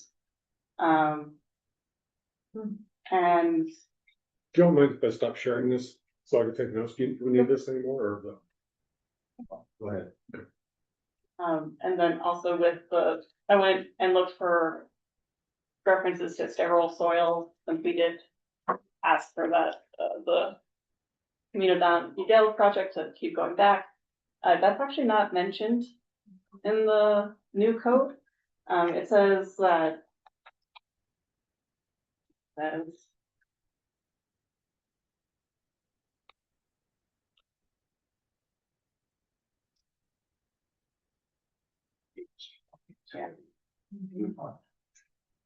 but it says, it's just says like depth to no archaeological features or artifacts, which was what Yeah. Ron was arguing before. But that's not what he said in his report, which is Yeah. why he got the reaction he did. So I think maybe we And should what that clarify means- that we mean sterile soil when we say Yes, no. that's what it means. That's No what it archaeological means to every archaeologist I know. Yeah, but sometimes just. Sometimes it helps to be painfully clear, Well, especially with. a definition Another definition. Yeah. so that it's, Also just for the procedures for the Santa Fe Trail, it says that there will be a map included therein, and there is no map. Map should probably be included. Although that begs the question, we have a map of the Santa Fe Trail roads in our GIS, our internal GIS. But, Should be public. do we want to say consult, in different words, consult staff? Because we don't want people to go digging or changing things. Yeah. And somebody can say, oh, I have trail roads, now I'm not gonna be able to do addition on my house. So let's get rid of them. or they'll go out. Yeah, Mhm. Yeah. it's- which happened just a few years ago. Yeah, especially since the regulation does say that Landscaping, if you can argue that there are no visible tracks. it was the most obvious, well-preserved, beautiful Santa Fe Trail swale in the city. And I used to slow the tour groups down as we drove out Old Pecos Trail. And I'm talking on the radio, telling people, and 5 cars back, when you get here, look there and you will see. And landscaping, poof, it's gone. The best example in the whole city That I should consider. like that. Just because somebody decided they would. Then Makes maybe change the language to consult with the city, because it does say that there's a There's a map. map incorporated here, and So, yeah, if we pass it to the filter of staff, there's at least some control over the overall body of information. And presence absence is, I think, really all the information they're after.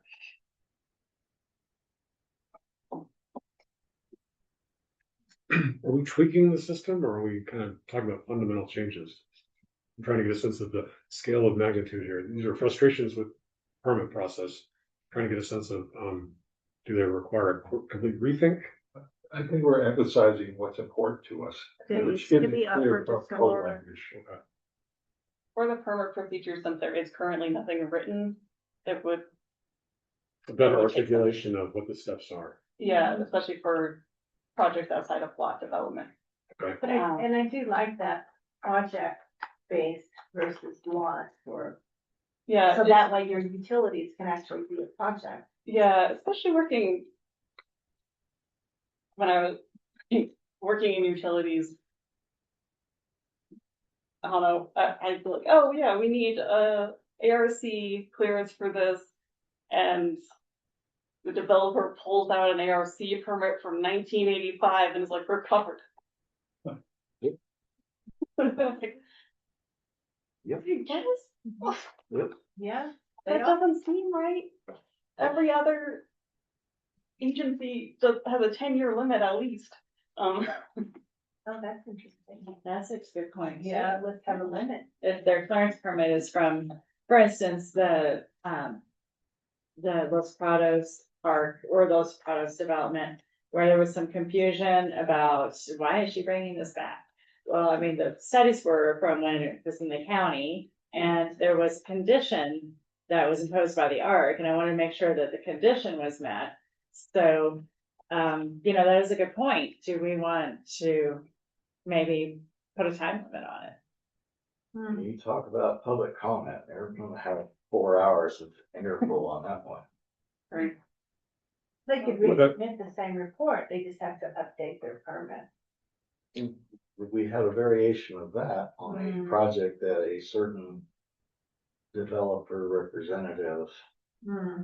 decided that could just be pulled off the Xerox machine and brought to this group and presented, and not being knowledgeable, didn't understand why the answer wasn't an immediate yes.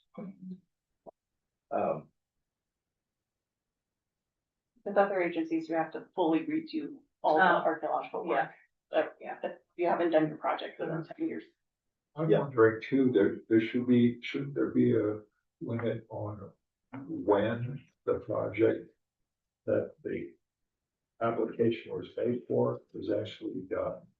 I noticed that, we had that one for P&M on Sirius Road across from the cemetery. That's never happened. It hasn't happened yet. I don't know if there's an expiration, in front of the old highway department. Well, they did their sidewalk, they did their trench. Yeah. Like the Yeah. next day we approved that there was a trench Yeah, there. the poles are still there. I don't think I think they worked on drainage. I don't think they put in, utility lines. I think that was all I see. drainage, and then they put the sidewalk in, and the poles are still all there. Oh. With the wires in them. Well, one wonders, but, valid question, but again, It's we related to that. approve it. Yeah. If we don't get around to doing it for 10 years, why wouldn't we approve it? It's their view. Yeah. There's no time frame on that. For instance, building permits, people get building permits and then don't build stuff. And then 30 years later, somebody says, well, I want to build stuff. And they find this building permit. They said, well, I'm covered. It won't be in the system anymore. I can guarantee you that. I'm being the At same. that point. Yeah. They expire too. Yeah. So- Well, hallelujah, because a person very near and dear to me got written up by the city for asking for a legal opinion as to how long a building permit was valid. Because back then, they didn't expire. Yeah. And the city actually wrote her up for asking the question. That's 2 years. crazy. I'm gonna smack a few people. as well. It's just madness. So how things are done now are different from how things were done even last week. Are very different from how things were done 10 years ago. And when you go back 30 years, my God, it'd be hard to find even a track trail to follow. So if this can all be ironclad, and if a troglodyte can search the city's code and find every instance of a specific word, it would really help. I'll give you the late version. So getting I've back got to to, the, maybe we need to have a time limit on our permits, since they are sometimes linked with a building permit. If they're not used within a certain amount of time. It's a good idea. Have them expire on the same day. And I also wanted to say something in regards to the percentage. I know that you said you had several to submit. I believe that a lot of that changed because we were having people that were submitting and saying, well, I only have this much, and then they would do a little bit more on the lot, and I only have this much. Oh, I only have this much, so I don't have to go to the ARC because you know, they broke it up in such a way where It's like, it's, yeah. So that's why that was changed the way it was. So, we did see the year 6 that came in, and we determined that this, we would hear them this case, and then we would work with you furthermore, because we lost Gary. So Yeah. we're in the process of, so we'll work with the utility to try to put something together, but that is why that was set the way it was. Yeah, I sent out a couple of emails to talk about it, and then it was reaching the point where I'm like, Yeah. I'll just write these up. I can Because see we the wanna go to reason construction faster than. behind, giving a deadline on the use of the permit, because if they didn't, and then somebody else was gonna do, or needed a permit for an adjacent situation like we have over here on the alley, and then, okay, all of a sudden, there's a big site and they're within, 25 feet of a known archaeological site. And here, we approved them 10 years ago to go ahead and trench for this utility line. I mean, it just sort of makes sense that, some subsequent, things always change. Surprise. It's a good idea to have a drop dead date. But again, we're gonna have 4 hours of public comment about that. We would have to just do a, start date, starting as of date, because, yeah. Well, Many what can years. you do? I know the county says you haven't used your permit, you haven't called for an inspection in 60 days or 6 months or whatever, your permit will expire if you don't have a inspection before the law date. Yeah, and in the construction section of the code, which isn't the land development code, but there is an expiration date. It can be extended, but typically it's a year, extended to 2 years. You have 2 years from the time your permit is issued to start construction. And then you can do it. And year then, by and then year you by could year. do year For sure, by, and under right. construction. and as long as you're, under In active construction, construction, in yeah. active construction. So begin by. And then historic Sell by. preservation, it's 3 years And you can extend that. from, it's 3 years from the, date of issuance. So we've got some models that might work. Yeah. Not any, like this idea. Well, we've got that established in the common procedures for the code, and right now, I think that archaeological clearance permits are called out as exceptions to those general rules, but we could maybe just make some of those general rules apply. I have a quick clarifying question. Are clearances transferable to different owners of the parcel? It goes with It the goes- property. It just runs with the land It's a forever get out of jail free card. for whoever buys it. Okay. Yeah, so it's basically the work that is, the told history of the underground. And that Thank you. point was part of the discussion when the owners showed up and tried to sweet talk us into proving their thing. So we're only digging this far. I know, You have Then- further stuff, Shelby? yeah, again, sorry, utilities, I work for the gas company. Before you start, should there be a separate utilities deal that doesn't incorporate what we do for Well, I think lots? that's the Yeah. discussion. So there is a section just for utility mains. Uh, But so one thing I wanted to bring up was the current code only requires permitting for utility main extensions. However, how it's of how the rule is applied is main extensions and service lines. As with our discussion on case 2026012631, which was the Lumen case where there was an extra bit of line that they said the customer was doing. right. So technically, under the code, the service line does not need to be permitted. And only the utility main extension does. So that extra green bit technically would not need a permit. However, how it's applied is that both do. So either we need to change how we apply it, or we need it written into the code. Well, that was it. That was in the Capital Historic District? Yeah. Yeah, it's at the edge of John Gas. It's a historic downtown, but the edge of John Gaspar and historic. So, So, so applicability then is once again, what are we gonna, which one are we gonna apply? And Well, that was we a did good catch. apply. We made them get a permit for that whole line. Shovel saying it's not actually required. yeah, so a utility main is basically a distribution, so many service lines come off of it, but then a service line just goes straight to a lot. And yeah, so there's definitely good reasons for both, or you would have both, either way, but I think it needs to be brought into alignment. Yeah, yeah. Perfect.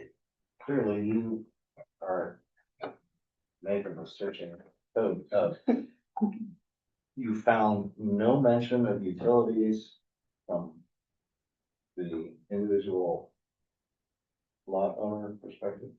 No, it just says utility main. Required for new construction of sewer mains or main lines of other utilities such as telephone lines, gas lines, and fiber optics, including the entire construction easement.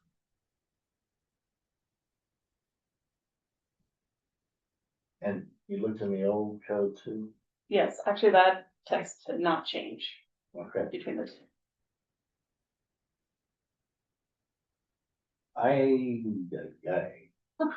For forever, I have thought that a person who said, I want to put in a new water line, subject to provisions of utility code. That they couldn't just put in a new water line, because they wanted to. Over 60 feet long. Yeah, some of these folks put in a 200-foot water line. 50 feet now. Yeah, but it was 60.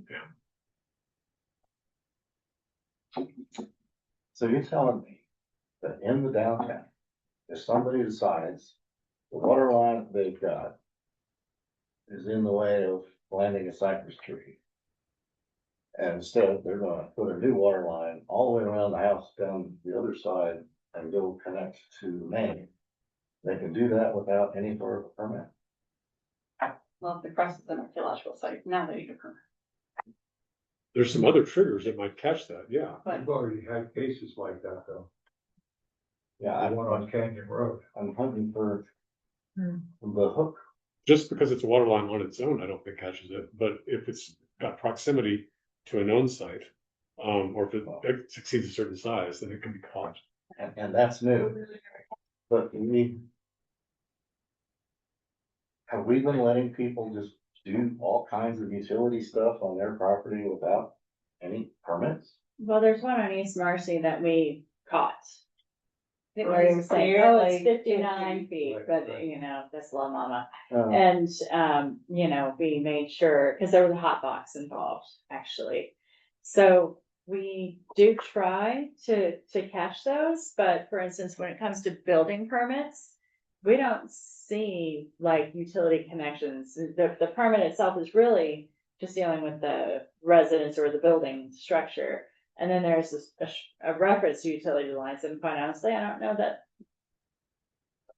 Well, They Six, hardly seven, ever, Yeah. was it a sewer line on the corner of, well, we did a sewer line and we were gonna do an underground power, which we elected not to do, but we did no, it was water, Tom, on Kearney.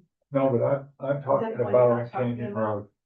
Road. The old Ernesto Mayans Gallery, and I don't know what it is now, but I think Fabi Wallace came in because they had to pull up the brick sidewalk on Canyon Road and then go down the house. Ron actually presented the case, but that was utility. That was either a sewer line or a water I line or think that something. was red tagged, that's why they came. Yeah, Yeah, we have Anthony looking for Mhm. digging as he's out and about doing enforcement for a story. So I'm still mystified. You caught somebody digging, yeah. which implies they need a permit, but didn't I just hear people say you don't need a permit? Yeah. Well, so we're talking about building permits. So if in the office, when we're processing a building permit, we don't necessarily look at the utilities unless it's part of a civil plan set associated with the larger subdivision development plan, all the names. So, yeah, all right. So I review archaeological permits, but I don't know that our staff knows. Sometimes they guess and it's like wrong, and I don't chastise them for that because I would rather them be more careful than not. But, I just can't say that we catch, especially in downtown on smaller lots, that we would catch that all the time. How do we define main in our code? So Not sure, I can look it up. main, I don't think is defined in the code, but it is, The footnote there. That's just a source for that site. Um, I pulled this up in Yeah. case anybody wants to go look in a certain section. That's where that's from. but usually Hmm. utility mains are funded by capital projects, which means they are able to be put into rate cases that are brought to the Public Regulatory Commission. Service lines are not, they are paid for by the customer and can only be, can possibly be recouped So through once service. again, our rates. definition, So it- again, because like my big thing early on when we were doing this the first time is site to a contractor means one thing and site to Yeah. Mr. Ector means a completely different thing. And I've never thought about what is a utility main? Yeah. I mean, No, we Yeah. call it a water main, you know, goes from bathroom out to the meter. Yeah. It's not defined. Yeah, it's not defined and there's actual like larger scale financial impacts of this, Mhm. where Mhm. like it can lead into like different kinds of Public Regulatory Commission cases, so. And to be cognizant of those is how other agencies define things is really helpful. Yeah. Mm.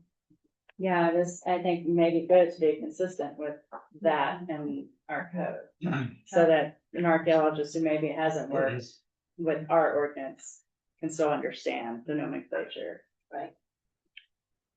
And it's like, well, if you're trenching, and it's like, oh no, but we're not trenching, we're boring.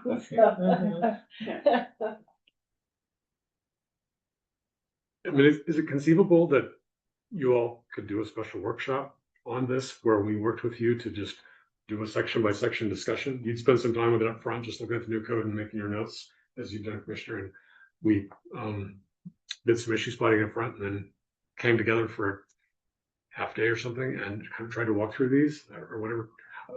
I'm trying to figure out the best process moving forward to help you develop the ideas, come to consensus, and we start to incorporate these. I do feel like the number of ideas and the significance of some of the discussions does kind of argue for an installment 2 approach, because I think you need to consider these holistically, how they all fit together. I think front loading some things in installment 1 may be possible, but I do think a holistic approach would let you kind of look at it all at once. And I guess the procedure too, like we did, when we were getting a lot of people who wanted to be archaeologists in the city, we did come up with, or staff came up with a chart that they could fill out, so that would help them to, know if they were qualified or not before they applied, because so many times we were trying to count their hours and, those kinds of procedural questions. We've kind of done that one. Oh, you do have a lot of detail about qualifications for archaeologists. That's right. Yeah, it's Definitely just to necessary. control input. What we get to do most of the time is try to control the output. It's not easy. So maybe just workshopping it, and taking a critical look and do a workshop in 4 or 5 months? Or, I mean, I don't know as to timing, but there might be some things that could be addressed in the procedures. But you're right, there are some bigger things that we're dealing with here that, we could define as installment 2. Right, we don't want to change the definition of utility main if actually we're gonna change the way we think about projects. Yeah, exactly. Or even just be like utility main and service lines, like. Maybe Right. we add that so that it's in line with how we implement it. For now. And that's a procedure, yeah, it's a good idea. but So Regarding regarding a little bit about. format for such a workshop, I think it would be probably most productive if each of the members were to kind of have their own personal markups that they bring to it. It just goes a lot better than giving into the temptation for everyone to get together in the room and go line by line on a screen. 'Cause then you Yeah. get through a whole Yeah. page in 4 hours. Yeah. Have you done that before? Yeah. Yeah, a couple of times. I agree, that's by far the best approach. I don't know if you guys had the tradition of doing that or. With the caveat. I wouldn't know about it before, but That those worksheets are the basis of the discussion. Don't wanna point any fingers, but somebody somewhere along the line in this clarion driven thing created a thing called working group that I was on, and the plan was that we would all make comments and then we would discuss. What happened is everybody made comments, and then the discussion consisted of the person leading the working group saying, oh yeah, there were some comments about this and there were some comments about that. And now we're going to spend 3 hours listening to one set of special interest presenters. And we never, ever discussed anything as a working group. Ever. Is this a cog or tog thing? Todd. Tog is. Oh, I don't know what the hell it's called. Yeah. Those people in this room. Technical working group, yeah. Okay, yeah, and I wasn't.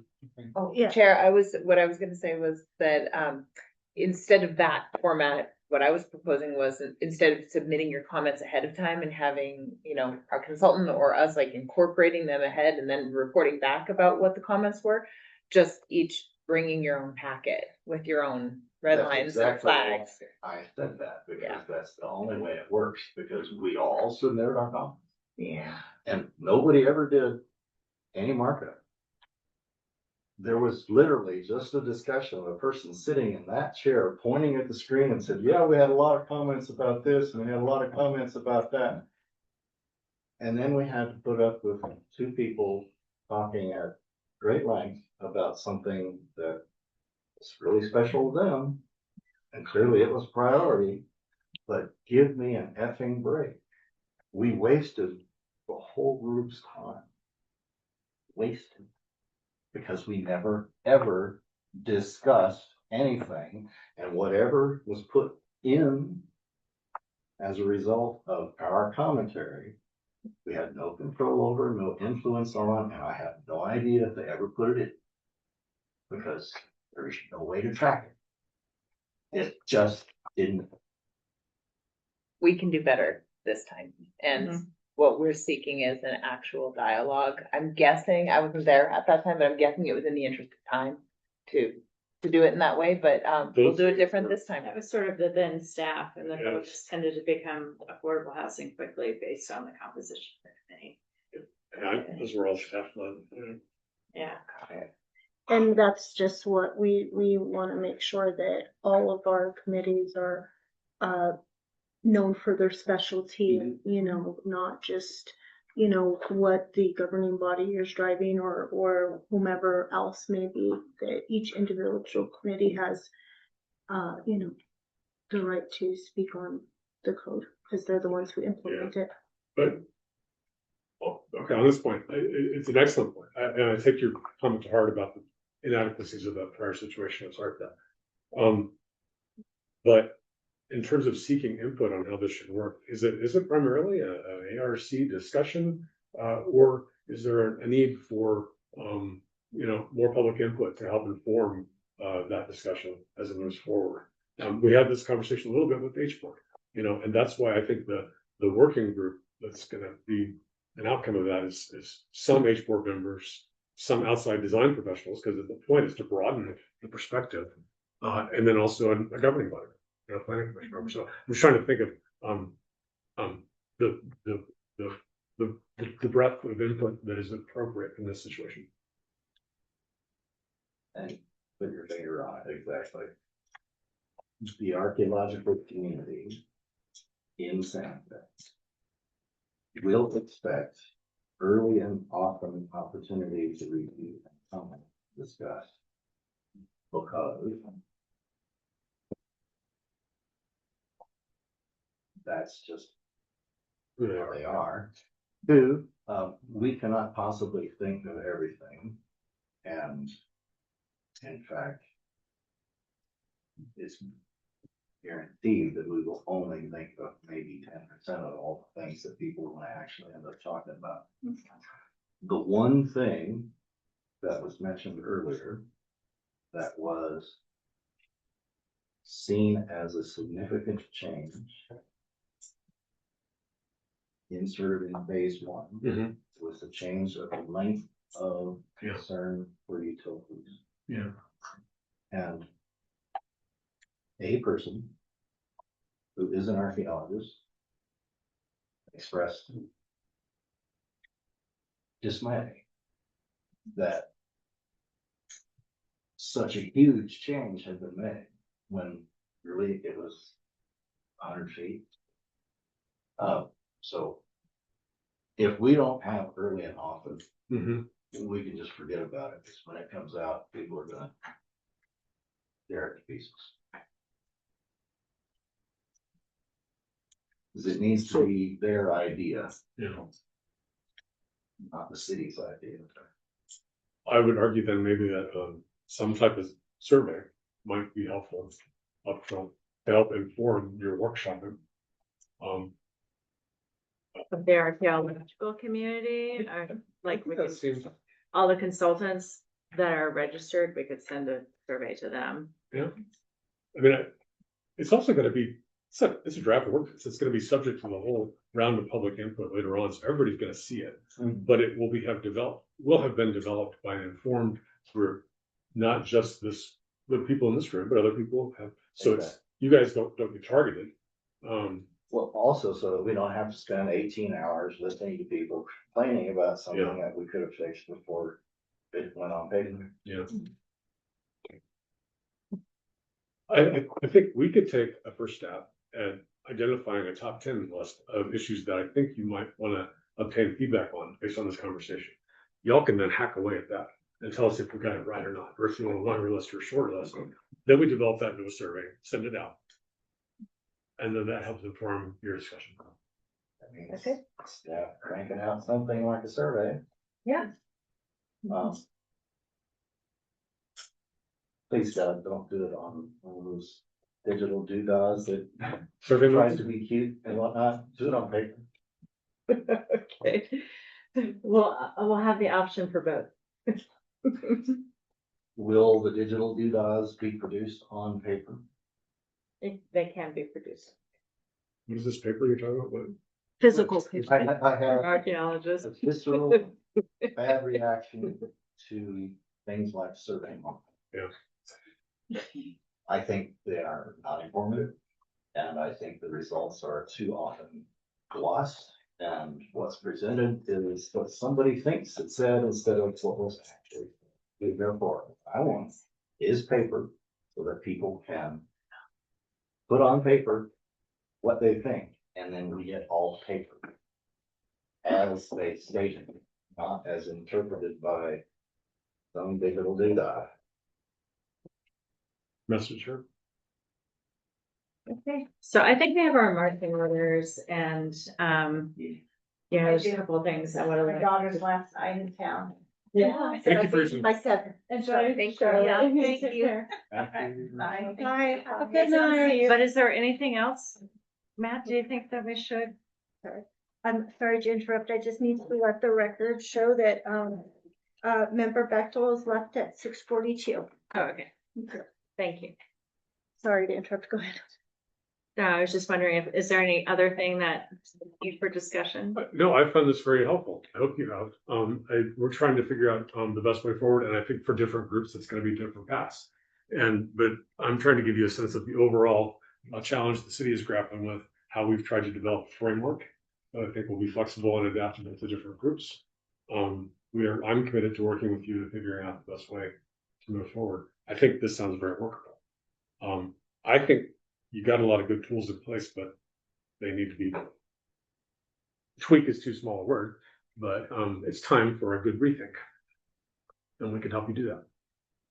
And I think one of the big things is public education. They just don't understand why we have the concerns that we do. It's different than because it doesn't show, so they just assume.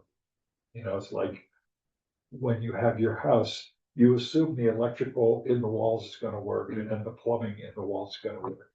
But, you know, if it doesn't, then you've got a problem. And what happens is somebody's digging it in their yard and they come across something and they just go, yeah, just forget about that. We'll just keep going. You know, that's what we're trying to prevent. A lot of people today just don't understand the obligations of living in a civil society. But we can educate on our small part of it and move the ball forward. But the education theme has come up enough in enough different contexts that I think we'll really be emphasizing it with all the sponsors of legislation. I think all the councilors have signed on to this, have they? You know? Not the entire one, but the mayor and then 3 councilors, yeah. So your point's well taken. You've given us some really good examples of how that needs to be emphasized. There's so many things that contribute to an effective, well-functioning code. A lot of them are outside what we draft. A lot of them are resource decisions by the city. You know, they're staffing decisions, salary decisions, education campaigns.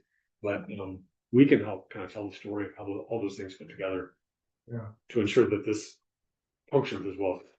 Well, and you know, it's unfortunate that Santa Fe is so unique. I mean, probably 300, 200 years ago, if you know, there was an archaeological review committee in St. Louis, Cahokia would be a lot more visible than it is now. The other half of the metropolitan area would still be there. Yeah. Because take Cahokia and plant the same thing on the other Side of the river. and St. Louis just ate it up. Yeah.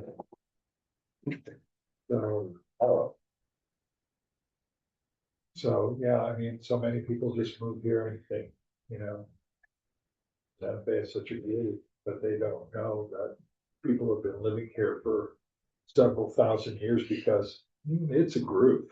You know? What is the name of the book that was referenced by the prior director that you thought was a helpful citizen's guide to archaeology? Santa Fe, I think. Let me Google it really quick. Simple title. Yeah. But And I can give you the Jason- proceedings of that Jason one conference yeah, too. Sounds good.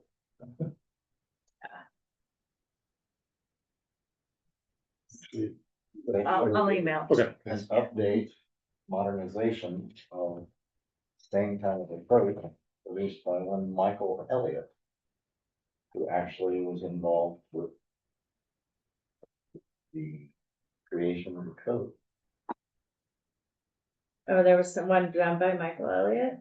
Yeah, that's the earlier version. It was just a pamphlet-like thing about by the city. I'll see if I can find it. You know, talking about your education piece, we did a report for the state of Colorado on the economic benefits of archaeology a few years ago. Intended to get at just that, you know, kind of the popularizing the benefits from salaries-based archaeology professionals and all the different ways in which the industry contributed to the economic health of the state. I learned a lot. Yeah. But something like that can be a helpful tool. Yeah. Mm-hmm. Thank you. So you'll just keep me in the loop and let me know when you want to get with them. Well, The workshop. and you are. Amanda. I know, but I know. She's.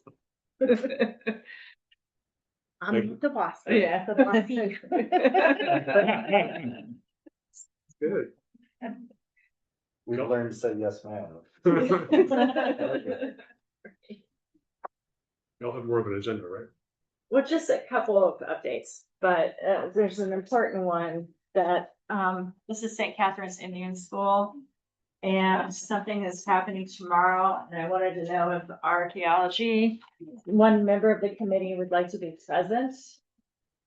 There's been no archaeological reports that have been done, to my knowledge, but you guys might know better because I don't have access to NEMCRIS.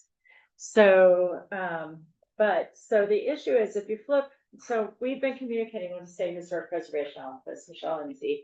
because, this was a contributing structure. It was a landmark for the purpose of the local historic districts ordinance, if you're interested, you can have it. And the issue is that if you look at the aerial that's on the second page, the entire area of the building that burnt was the red roofed area. So this is the main building that was originally built in the 1880s, and then there was a chapel that was built later. That's on the north side of the U. That's there, rough U, and then the girls' dormitory that was on the south side, and then a hogan was built as well, and you can see that sort of octagonal area that's just on the far south of that image. So if you flip through the pictures, you'll see that the damage was pretty severe. Fortunately, the buildings around it did not sustain as much damage. Another important piece is the recreation hall that is just located, if you look at the aerial again, to the north of the structure itself. The walls are going to have to come down. There's an ongoing investigation about the possibility that there might be somebody not alive anymore in there still. So those walls are going to be, this is going at a much faster pace than we would normally do with a contributing building. So yeah, they're going to be starting to be pulled down. Now, in terms of ground disturbance, there's no intent to have the ground disturbed other than maybe the foundations of the walls at this point. You can see it on this in the center of the structure. Yes, figure 11 is a good one. Figure 10, 11. And then I think there's another one. Yeah. When millions of gallons of water was put on the building by the firefighters, there was never any drainage. So it all went into the ground, and either it was sucked up by the adobe of the main structure, because the other two were constructed of brick, as you can see, or it's just down there somewhere. There may be a crawl space, but the crawl space even couldn't absorb all of that water that went on the building. So there's asbestos remediation, so the firefighters and contractors are going to be out there in hazmat suits tomorrow. But I wanted to get your direction and insight and see if somebody wanted to be there tomorrow when we do the safety meeting and sort of the preliminary scoping of the project, just to represent sort of the archaeological side of things and have any discussions. If there's grading that's going to take place, and I certainly can answer questions based on the ordinance, but certainly y'all are probably better than me at understanding. What was Chama, Environmental? What were they doing? Were they doing some kind of just a walking survey of that property, or, because I know they came in here and talked to us. Yeah, they produced a document that talks about the property. Right. And we had expressed concerns about a number of areas of the property The cemetery. that would need careful monitoring, et cetera.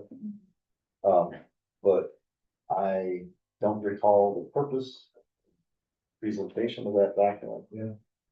Can pull that document. And I don't recall if it was an actual case or if it was forbidden to us as information. Do you remember what roundabout months? It was, I think, last fall, wasn't it? Yeah, I think so. It wasn't this year. September, maybe around there. Mhm. Yeah, we'll have to look at that. I remember that. Yeah. And I don't know if we need to look on Empress. I mean, the Rosario Cemetery is to the south. I don't know what cultural resources might be here other than cemetery. If that's historic, I don't know if there's something that goes beyond that. Or at least have pre-contact. I don't think Stuff we know. involved. Because I don't think anybody's ever looked. Yeah, not on that site. One time is this all kicking off. I mean, this got scheduled today, so I'm sorry if it's very last minute, but the safety meeting will start at 9 o'clock. And then that's will be scoping as well. I'm gonna be there at 8:30. Yeah, hopefully these people won't start early, but earlier. But we're gonna have ATF, FBI, the Homeland Security. It's like a big deal, as well as the state fire marshal, the local fire marshal, and our building official, Bobby Padilla, all involved.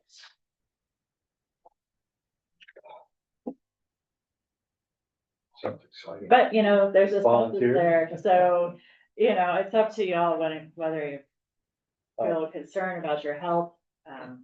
I'm sure. Oh, that'll I'm be some concerned fun. about potential for human remains inside the thing that they're gonna knock down. I know. Who's gonna decree that they're done searching? The PD as well, the police department will be there too. So, the criminal research type of people, with the feds as well as the locals. Or the forensic type people who might be looking for human remains? Yeah, I mean, cadaver dogs, yeah, they're going in. anybody who knows. Right now, it's not stable enough. They don't even want to put dogs in there.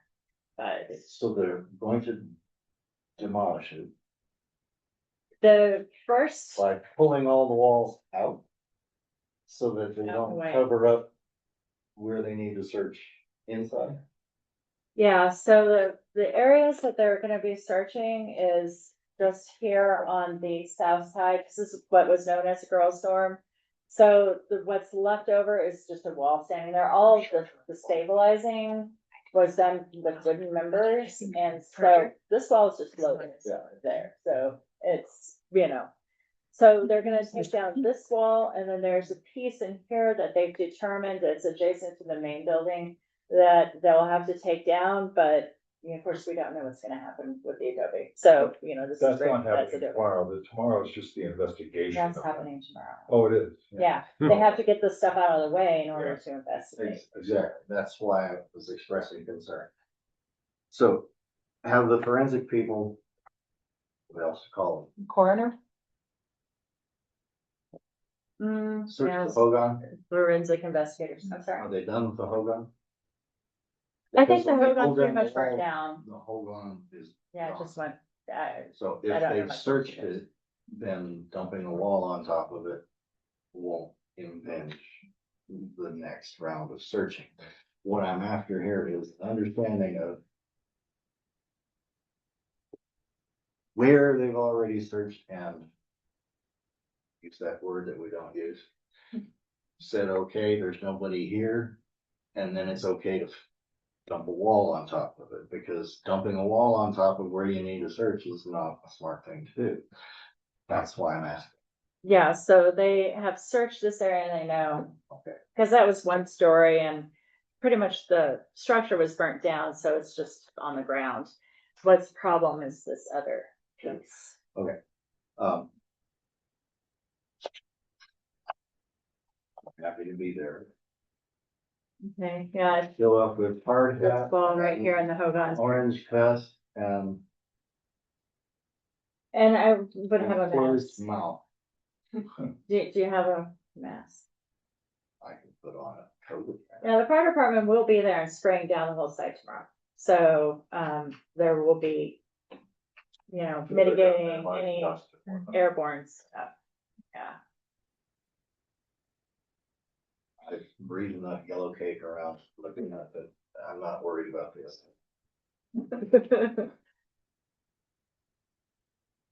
So I just wanted to first share with you the photographs and what we sent to the state for historic preservation purposes. And we got a response quickly from Michelle NZ about, you know, the status of the structure. Yep. We didn't talk about the archaeology, Michelle and I. And she's been notified about the demolition, but she hasn't commented any way or another about any archaeological stuff. So, There's no way to compare. Yeah. She has no basis for formulating any opinion. Okay. so if you want to, we can do some information gathering at 8:30 while everybody's organizing. And then, you know, the meeting itself is gonna kick out at 9 to talk about scoping and everything. I'll just hide behind you. Take the agenda here. And if you need me to say anything. I'll try. Okay. Otherwise, I'd rather just. Be behind you. Okay. Sounds good. No, that's. And, at the end of Griffin Street, they're gonna, the PD is there and they've blocked off a portion of the street past Juniper. So what I did was just park on the street and then walk up. Yeah. And I left for you at 8:30. So you don't have to get clearance. are they, This is a big. Oh, yeah, I had to use my badge. So he just come with me. Oh, I have commissions. So, That's interesting. so in order for you to haul me in, we need to coordinate out there. Yeah. Yeah. We need to match all. you wanna come? Yeah. Oh, demo, I'm always at the demo. Well, and your expertise in terms of structures and all that sort of stuff impacts, it, right? And that hits the limit. We can't have the third or we have four. Yeah. I do want to go, but I have work. Well, we can report back and let Yeah. people know. For sure. Okay. So what, are we being here and going up or just up there at such and so a time and that? I mean, if you wanna meet here and we go up in a city vehicle, we can do that. We just have to meet here at 8. That sounds good. Sure. Over at Landy. Yeah. Let me just make sure that we didn't get bumped. And then I do have a hard hat if you, I'm sure you have one, several, but if you all need one, I have one. Snickers. I'm going in blues. And Every 6 months. I think that's all we have for staff communication. That's it. Oh. Yeah. And let's take up the clearance permit another time. Because we're gonna talk about that. Is that okay? And that's all we have for staff communications. Guys have anything you need to bring up? The next meeting is 23 July 2026. I'll be here. Thank you. Yeah. Thank you. Galen will be here.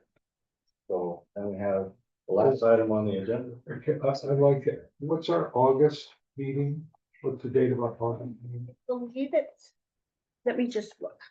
Would you mind looking at numbers? August 27th? So there's. Yes. I'll do that. And have There's a relevant outpatient surgery on my shoulder. on the 26th. Some with Oh, the you'll You okay. know, we're a little funky. Oh, yeah. Okay, at least. Okay, if you can't, just let me know. Okay. Yeah. If you wake up that morning and Scenario. decide. Went up, or there's, Thank you. of course, there was a red line there too. Thank you so much. Thank you so Thank much. you. Great day, great night. You're about to lose some stuff out of your back pocket there, Matt, just to let you know. On your Your pocket. pants pocket, Yeah. the back. Other one. Okay, the August, you said? Yeah. Okay. I'll make a note. That is all. Last item on the agenda. I move, we adjourn. Second. All in favor signify by saying aye. Aye. We are adjourned. Thank you. And I will